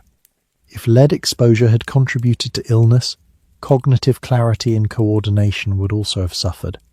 The Arctic spring, often imagined as gentle renewal, offered little relief. Snow melted unevenly, exposing muddy ground beneath.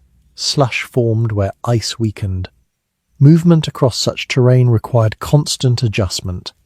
Sledges, once gliding over hard surfaces, now dragged through resistance. The boats that had seemed prudent at departure became burdensome. Evidence suggests that at least one boat was abandoned along the way, found later resting on a sledge with supplies inside. The presence of silver spoons and other domestic objects among recovered artifacts has often been remarked upon. Such items may have been retained at first as part of officers' personal kits. Their eventual abandonment demonstrates how priorities shifted gradually rather than abruptly. It is difficult to discard familiar objects until necessity compels it. Inuit testimony collected by later searchers provides glimpses into this stage. Accounts described small groups of white men travelling separately, some collapsing, others seeking assistance. In one instance, Inuit observers reportedly discovered a camp containing bodies and signs that flesh had been cut from bones. These details, though uncomfortable, align with physical evidence examined decades later. Cannibalism, if it occurred, did not represent moral collapse so much as biological extremity. Starvation narrows choices severely. Victorian society struggled to reconcile such acts with ideals of discipline and honour. Yet the Arctic does not conform to social categories. It imposes conditions under which survival instinct overrides convention. Crozier's own fate remains uncertain. No document records his final moments. It is possible that he travelled with a smaller group, perhaps attempting to follow the back river inland. His prior Arctic experience would have informed decisions, but physical decline spares no rank. The dispersal of remains across a wide area suggests that the final phase unfolded over weeks or months rather than days. Some men may have paused in makeshift camps, hoping to regain strength. Others may have attempted solitary movement when collective travel proved too slow. The economic logic that once motivated the expedition finding a shorter trade route had vanished entirely from consideration. Survival was the only objective, and even that became increasingly tenuous. Weather patterns during late 1848 and early 1849 are not recorded in detail, but Arctic variability implies alternating freeze and thaw cycles. Such conditions complicate travel and increase risk of injury. Frostbite, infection, and dehydration may have compounded malnutrition. Back in Britain, concern had grown but not yet resolved into certainty. Search expeditions were underway, but none had reached the precise locations where survivors lingered. The vastness of the Arctic archipelago meant that small groups could remain unseen despite concerted effort. The contrast between British expectation and Arctic reality widened during this period. At home, the expedition was discussed in drawing rooms and newspapers as an enterprise delayed. In the north, individuals faced incremental failure of body and resource. Material evidence indicates that at least some of the men attempted to return northward at a later stage. Artifacts found closer to the ship suggest possible reversal of direction by a subset of survivors. Whether this represented strategic reconsideration or disorientation remains unknown. The absence of written records from this final phase leaves historians dependent on archaeology and Inuit accounts. Bones bearing cut marks were analysed with increasing scientific rigour in the 20th century.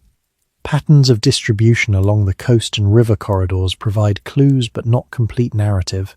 Inuit communities, observing from their own seasonal cycles, incorporated sightings of the starving sailors into oral tradition. Their perspective was pragmatic. They described emaciated foreigners struggling against terrain familiar to them. Assistance was limited by resources and caution. The Franklin expedition had been designed as self-sufficient naval endeavour. Its failure during overland migration underscores the gap between maritime planning and terrestrial survival in polar regions. By the time the last individuals succumbed, whether to starvation, illness, exposure, or injury, the organised structure of the expedition had dissolved entirely. There were no formal logs, no final collective message. The Arctic absorbed their traces gradually. Snow-covered camps, ice-shifted artefacts, animals scattered bones, cold preserved fragments that would later be found. For years, the precise route and sequence remained speculative. Searchers found relics but not survivors. The ships themselves, abandoned and drifting within ice, remained undiscovered until the 21st century. The end did not arrive in spectacle. It arrived in attrition. Each decision narrowed possibility. Each mile required energy that could not be replaced fully. What began as demonstration of Victorian preparedness concluded as reminder that environment can outlast intention. The Arctic did not defeat the expedition through singular catastrophe. It required persistence beyond human endurance. Long before British ships pressed into the channels of the Canadian Arctic, Inuit communities had lived within that landscape for generations. Their knowledge was not recorded in admiralty charts, but it existed in practice, embedded in seasonal migration routes, hunting strategies, and memory of ice behaviour. When Franklin's men entered this world, they did so carrying a different system of understanding. Inuit life in the mid-19th century was structured around mobility and adaptation. Winter shelters were constructed from snow blocks or sod. Clothing was sewn from caribou and seal skins, designed for insulation and flexibility. Food sources followed predictable seasonal rhythms. Seals in winter through breathing holes in ice. Caribou inland during migration. Fish and birds during summer.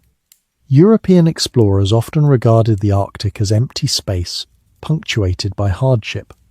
For Inuit communities, it was inhabited terrain shaped by practical familiarity. Navigation relied on landmarks, snowdrift patterns, and inherited knowledge rather than instruments alone. When Inuit hunters encountered small groups of starving sailors along King William Island and the mainland coast, they observed strangers operating outside established survival norms. The British wore heavy wool and naval uniforms not optimized for long overland travel. They hauled large boats across terrain where lighter sleds would have sufficed. Communication between the two groups was limited. Shared vocabulary was minimal. Gestures conveyed immediate needs, food, direction, but deeper exchange was constrained. Inuit communities had their own resource limitations. They could not sustain large numbers of additional mouths without jeopardizing their own survival. Later testimony, gathered by search expeditions in the 1850s, provides the primary record of these encounters. Inuit informants described groups of approximately 30 to 40 white men at one point, dragging boats southward. Some were reported as having collapsed along the route, others appeared disoriented. One account described a large tent containing bodies, with evidence that flesh had been removed from bones. This testimony, corroborated in part by archaeological findings, became central to debates in Britain about the expedition's final stage. The Inuit perspective was observational rather than judgmental. They described what they saw: men weakened by hunger, equipment scattered, boats left on sledges. They reported that some of the sailors died near the mouth of a river, likely the Back River. They did not frame these events within European notions of honour or disgrace. Searchers such as John Ray relied heavily on Inuit information to reconstruct probable routes. Ray's willingness to credit indigenous testimony contrasted with scepticism expressed by others in Britain. Cultural bias influenced reception. Some British commentators doubted Inuit accounts, preferring to imagine alternative outcomes. Yet without Inuit guidance, search efforts would have been less effective. Indigenous knowledge of coastline and seasonal conditions enabled search parties to navigate efficiently. Over time, British explorers incorporated more of this knowledge into Arctic strategy. The relationship between the Franklin expedition and Inuit communities thus reveals a broader pattern within imperial exploration. European ventures often underestimated local expertise. Only after hardship or loss did reliance increase. Daily life for Inuit families during this period continued according to established patterns. They hunted, migrated, and maintained social structures shaped by kinship and cooperation. Encounters with starving sailors were interruptions within a larger rhythm. From their perspective, the British ships themselves were extraordinary objects, large wooden structures embedded in ice. Later, Inuit testimony mentioned one of the ships being seen upright, possibly drifting after abandonment. Artifacts were sometimes salvaged metal, wood, tools, valuable materials in a region where such resources were scarce. These interactions were not framed as rescue operations. They were exchanges shaped by circumstance and capacity. Inuit communities lacked the infrastructure to sustain or transport large numbers of Europeans to distant posts. As British search expeditions intensified during the 1850s, relationships between Inuit and European explorers evolved. Searchers sought information actively. Gifts and trade goods facilitated dialogue. Gradually, Inuit testimony was recorded systematically. The broader political climate in Britain during these years included increasing awareness of colonial encounters worldwide. Arctic interactions formed part of that pattern, though less visibly than conflicts elsewhere in the empire. For the Franklin expedition, Inuit testimony provided the most credible reconstruction of final movements. Without it, the cairn note would have stood isolated, indicating only abandonment and intended direction. Archaeological investigations in later centuries confirmed many elements of these accounts. Human remains found along the coast and river corridor aligned with reported sightings. Cut marks on bones supported descriptions of extreme measures taken in starvation. The Arctic thus preserved two narratives, one written briefly in English on a cairn message, the other spoken orally in Inuit communities. Together, they form a composite understanding of what occurred. The Franklin expedition had entered a landscape already inhabited and understood by others. Its failure underscores not only environmental limits but also cultural distance. If earlier sections of the story reflect Victorian confidence in technology and order, this stage reveals the importance of localized knowledge and adaptive practice. While fragments of the Franklin expedition were being encountered along Arctic shores, Britain experienced a different kind of endurance, one measured not in miles, but in waiting. The years following 1845 brought no definitive message. The absence of letters gradually transformed from inconvenience to anxiety. In London, Admiralty officials tracked time according to planned contingencies. 3 years of provisions had been loaded aboard Erebus and Terror. It was therefore reasonable, at first, to assume that silence until 1848 or even 1849 might indicate little more than overwintering. Yet as seasons passed without contact, the calculation shifted. Victorian society depended on correspondence. Families maintained ties across empire through regular letters. News from India, Africa, or Australia travelled slowly but predictably. The Arctic differed. Once ships entered northern waters, communication ceased entirely until return. This created a vacuum filled easily by speculation. Lady Jane Franklin emerged as central figure during these years. Her response combined personal loyalty with strategic advocacy. She wrote to officials, lobbied politicians, and cultivated public interest. Her efforts ensured that the expedition did not fade quietly from national attention. Newspapers began to publish editorials questioning Admiralty restraint. Illustrations of Arctic scenes reappeared, reminding readers of the expedition's mission. Public sympathy gathered around the families of the lost men. The narrative shifted from confident expectation to collective concern. The broader political landscape of the late 1840s complicated focus. Ireland was in the grip of famine. European revolutions unsettled monarchies. Domestic reforms occupied parliamentary debate. Yet the Franklin story persisted as symbol of national resolve and uncertainty. Search expeditions launched beginning in 1848 were reported with cautious optimism. Each new departure generated renewed hope. Ships under commanders such as James Clark Ross, Edward Belcher, and others sailed north, retracing likely routes and wintering in harsh conditions themselves. These searchers faced many of the same environmental constraints as Franklin's party. They too experienced prolonged darkness and confinement. Their task, however, was narrower. Locate traces, rescue survivors if possible. Reports returning from these expeditions offered partial information but no final answer. Abandoned camps from earlier Arctic voyages were found. Coastlines were mapped more precisely. The absence of evidence from Franklin's ships became increasingly ominous. For families of ordinary sailors, the waiting period was prolonged and painful. Wages ceased when men were declared lost. Some families petitioned for financial assistance. Charitable funds were established in certain cases. The Royal Navy, as institution, provided limited support within existing frameworks. Public discourse during this period balanced reverence and uncertainty.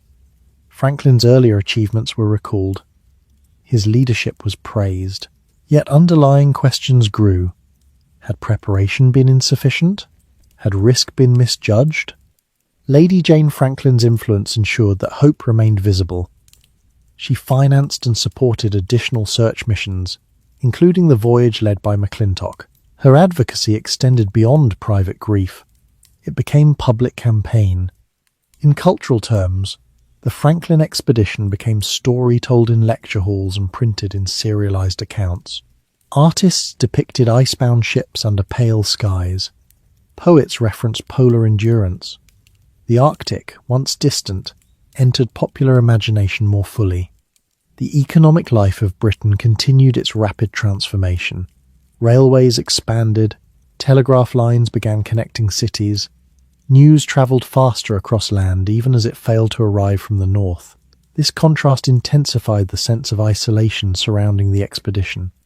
When Dr. John Ray returned in 1854 with Inuit testimony indicating starvation and possible cannibalism, public reaction was divided.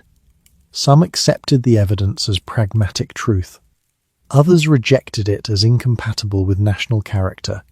Debate unfolded not only about events, but about identity. The Admiralty's official response remained measured. They continued to support search efforts while avoiding definitive statements. Memorialization of Franklin as heroic figure proceeded even without complete knowledge. By the time McClintock's expedition discovered the Cairn Note in 1859, waiting had stretched into 14 years. The message provided clarity but not comfort. It confirmed death and abandonment, but left final days unrecorded. Public mourning crystallized at that point. Memorials were dedicated formally. Franklin was commemorated in Westminster Abbey. His name became synonymous with Arctic exploration. The families of the other 128 men received less attention individually. Their names were recorded in lists and inscriptions, yet personal stories remained largely absent from public narrative. Their lives had been shaped by naval routine and economic necessity as much as by exploration. The Franklin expedition's absence had influenced British policy subtly. Greater emphasis was placed on search and rescue planning for future voyages. Nutritional science advanced gradually, informed partly by polar experiences. Waiting had transformed perception. What began as anticipated triumph became extended uncertainty and then confirmed loss. The interval between departure and discovery shaped national memory. When Captain Francis Leopold McClintock stepped ashore on King William Island in 1859 and discovered the Cairn message left by Crozier and Fitzjames, the long period of conjecture narrowed into documented fact. The brief note, written first in 1847 and amended in 1848, confirmed two crucial realities. Sir John Franklin had died nearly a year before abandonment, and the ships had been left after more than 20 months trapped in ice. McClintock's expedition, privately funded in large part by Lady Jane Franklin, represented persistence beyond official channels. By that time, numerous Admiralty search missions had charted vast sections of the Arctic archipelago. The geography that Franklin had hoped to complete was now better understood, precisely because of the search for him. McClintock and his men traced relics along the southern coast of King William Island. They found a boat mounted on a sledge containing silverware engraved with officers' names, Bibles, clothing, and personal items. These artifacts suggested that, for a time, the survivors had clung to structured identity even while marching toward uncertain survival. The condition of the boat and contents offered further clues. It appeared to have been dragged inland, not left at the shoreline. Inside were skeletal remains of 2 men. The accumulation of items indicated gradual reduction of necessity rather than immediate catastrophe. Heavy possessions had not been discarded instantly. They were relinquished as strength failed. Elsewhere along the coast, McClintock's party located graves and scattered bones. Some remains were buried intentionally, others lay exposed. The distribution supported Inuit testimony describing multiple small groups rather than a single unified column in the final stages. Search expeditions over the previous decade had not been futile. They had mapped coastlines from multiple approaches. Islands previously uncertain on charts were confirmed. Channels were documented in greater detail. Ironically, Franklin's loss accelerated geographic knowledge of the very region he sought to navigate. In Britain, the publication of McClintock's findings was received with solemn attention. The Cairn message carried authority precisely because it was factual and restrained. It did not dramatize events, it stated them. Debate regarding cannibalism resurfaced after further archaeological evidence supported Ray's earlier report. Victorian society responded with a mixture of discomfort and gradual acceptance. Over time, scientific reasoning replaced moral indignation in interpretation of survival behaviour under starvation. The Royal Navy incorporated lessons quietly. Future Arctic expeditions paid greater attention to dietary quality and lead-free provisioning. More consideration was given to lighter equipment and mobility. Engagement with indigenous knowledge, though still uneven, increased in later polar ventures. In the decades that followed, the Franklin expedition became embedded in British cultural memory. Literature, lectures, and memorials framed it as heroic endeavour cut short by harsh environment. Franklin himself was often portrayed as steadfast leader who died before the most desperate phase unfolded. The rediscovery of the ships in the 21st century added new dimensions.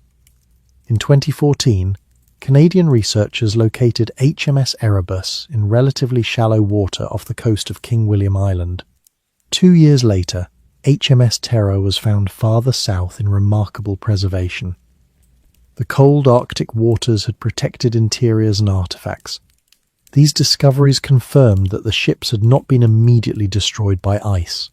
Terror, in particular, appeared to have drifted or been navigated some distance after abandonment.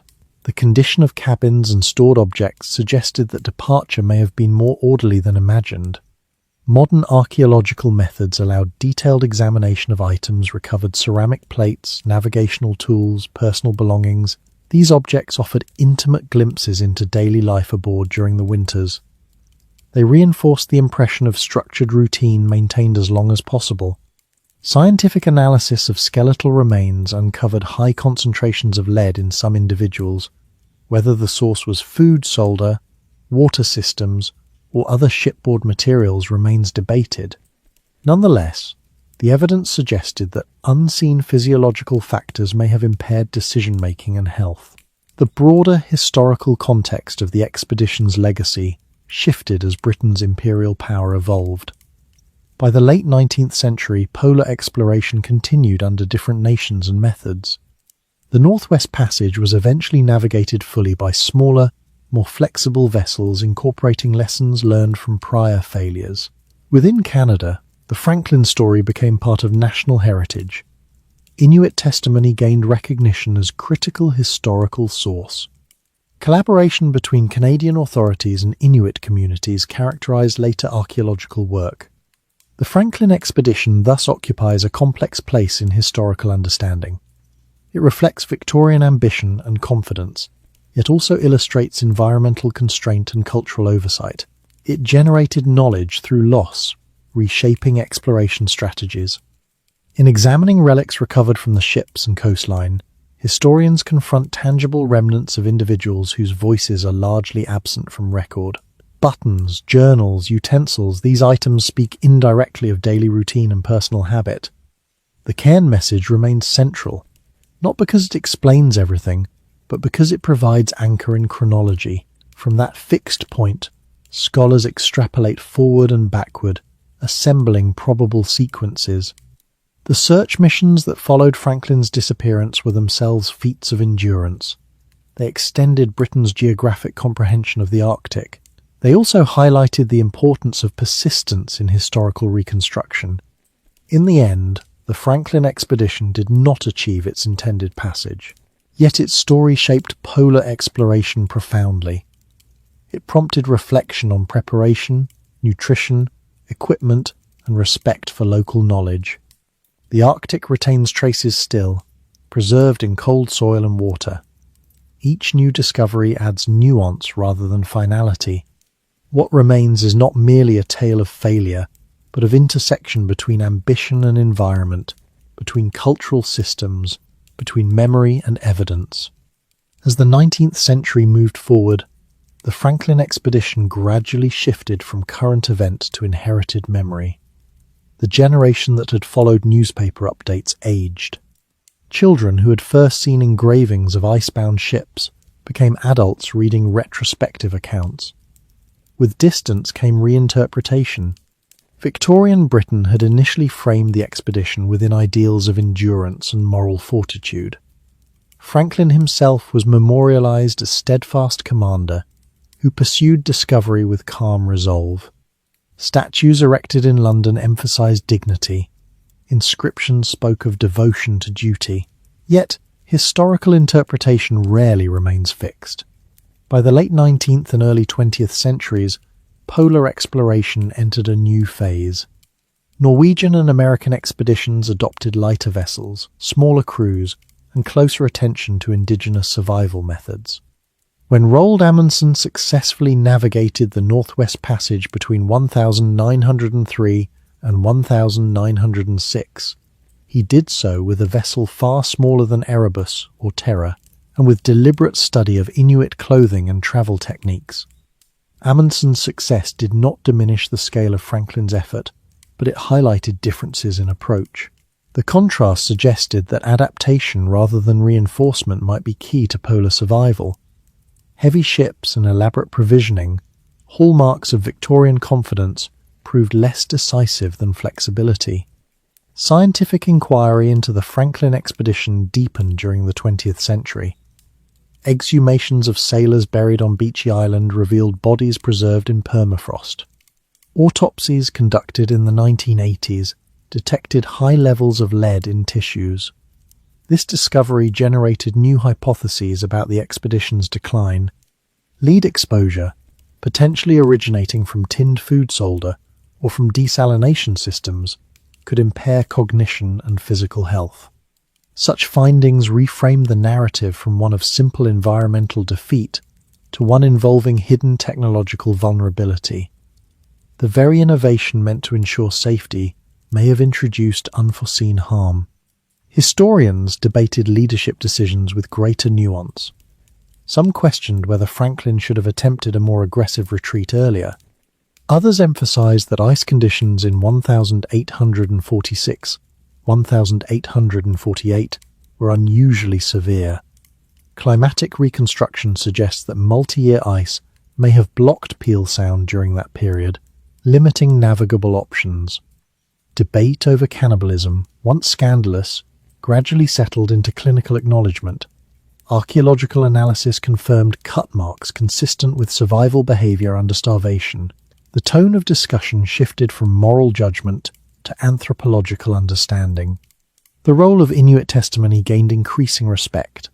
Earlier skepticism rooted in cultural bias gave way to recognition that indigenous accounts had been remarkably accurate. Modern scholarship integrates these narratives as essential components of historical reconstruction. Within Canada, the Franklin story became interwoven with national identity in the Arctic. The discovery of the shipwrecks in the 21st century was celebrated not only as historical breakthrough, but as affirmation of collaboration between researchers and Inuit communities. In Britain, the expedition occupies a place alongside other 19th century ventures, an emblem of ambition characteristic of the era. It illustrates both the reach and the limits of empire. The broader cultural shift from romantic heroism to analytical reflection mirrors changes in historical method. Earlier commemorations emphasized character. Later interpretations examined systems technology, climate, supply chains, cross-cultural interaction. For scholars, the Franklin expedition offers case study and risk assessment. It demonstrates how planning based on prior experience may not account for environmental variability.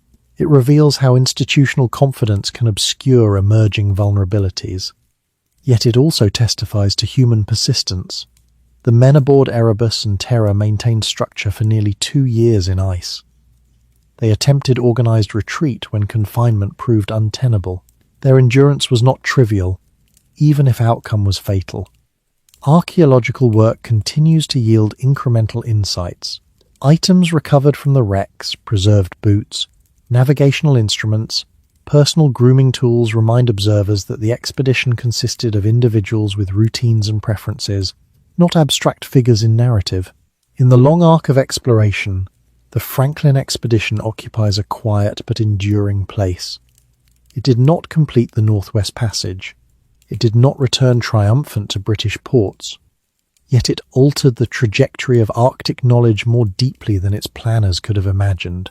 By the time the wrecks of Erebus and Terra were located in the 21st century, nearly 170 years had passed since their departure. The ships, resting beneath cold northern waters, were preserved by conditions that once confined them.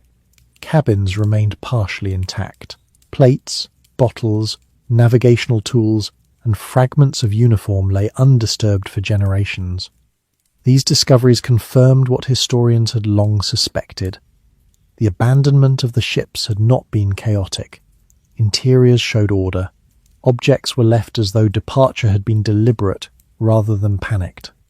This reinforced the impression drawn from the cairn message. Decisions were made formally even when options narrowed. The legacy of the expedition extends beyond relics. It reshaped how future explorers approached polar environments.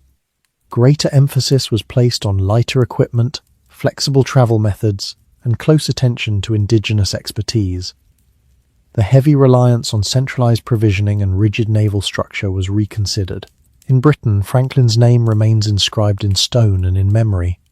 Yet modern understanding situates him within broader system, an officer shaped by his time, operating within cultural expectations of discipline and technological faith. He was neither reckless nor omniscient. He embodied Victorian confidence in order and preparation. For the ordinary sailors, whose names appear less prominently, the story speaks of economic necessity and service. Many enlisted for steady pay rather than fame. Their participation reminds us that exploration was not only ambition of officers, but labour of seamen whose lives were structured by naval routine. The Arctic itself remains largely unchanged. Ice still forms and recedes according to rhythms beyond human schedule. Climate variations continue to influence navigability. The Northwest Passage is now traversed occasionally by modern vessels, aided by satellite data and icebreakers. What once required years of speculation can now be monitored in real time. Yet even with contemporary technology, the Arctic resists complete predictability. The Franklin expedition serves as a reminder that environment retains autonomy. Historical interpretation has grown more nuanced. Scholars integrate scientific data, archaeological evidence, Inuit oral history, and naval records. The result is not a single narrative but layered understanding. If one listens closely to the preserved objects recovered from the wrecks, they do not dramatize their past. They simply attest to daily life teacups arranged for meals, boots stored for winter, books selected for long evenings. They reveal routine sustained under isolation. The expedition began within culture that believed steady application of discipline could overcome distance and climate. It ended with recognition that preparation has limits when duration extends beyond design. And yet, the effort was not without consequence. Search missions mapped coastlines in detail previously unknown. Scientific observations advanced understanding of magnetism and weather. Later explorers benefited from lessons learned through loss. Perhaps the most enduring aspect of the Franklin story lies in its silence. There are no surviving journals from the final march, no recorded speeches, only a brief note in a cairn marking intention. History cannot supply the unrecorded thoughts of those who walked south across ice.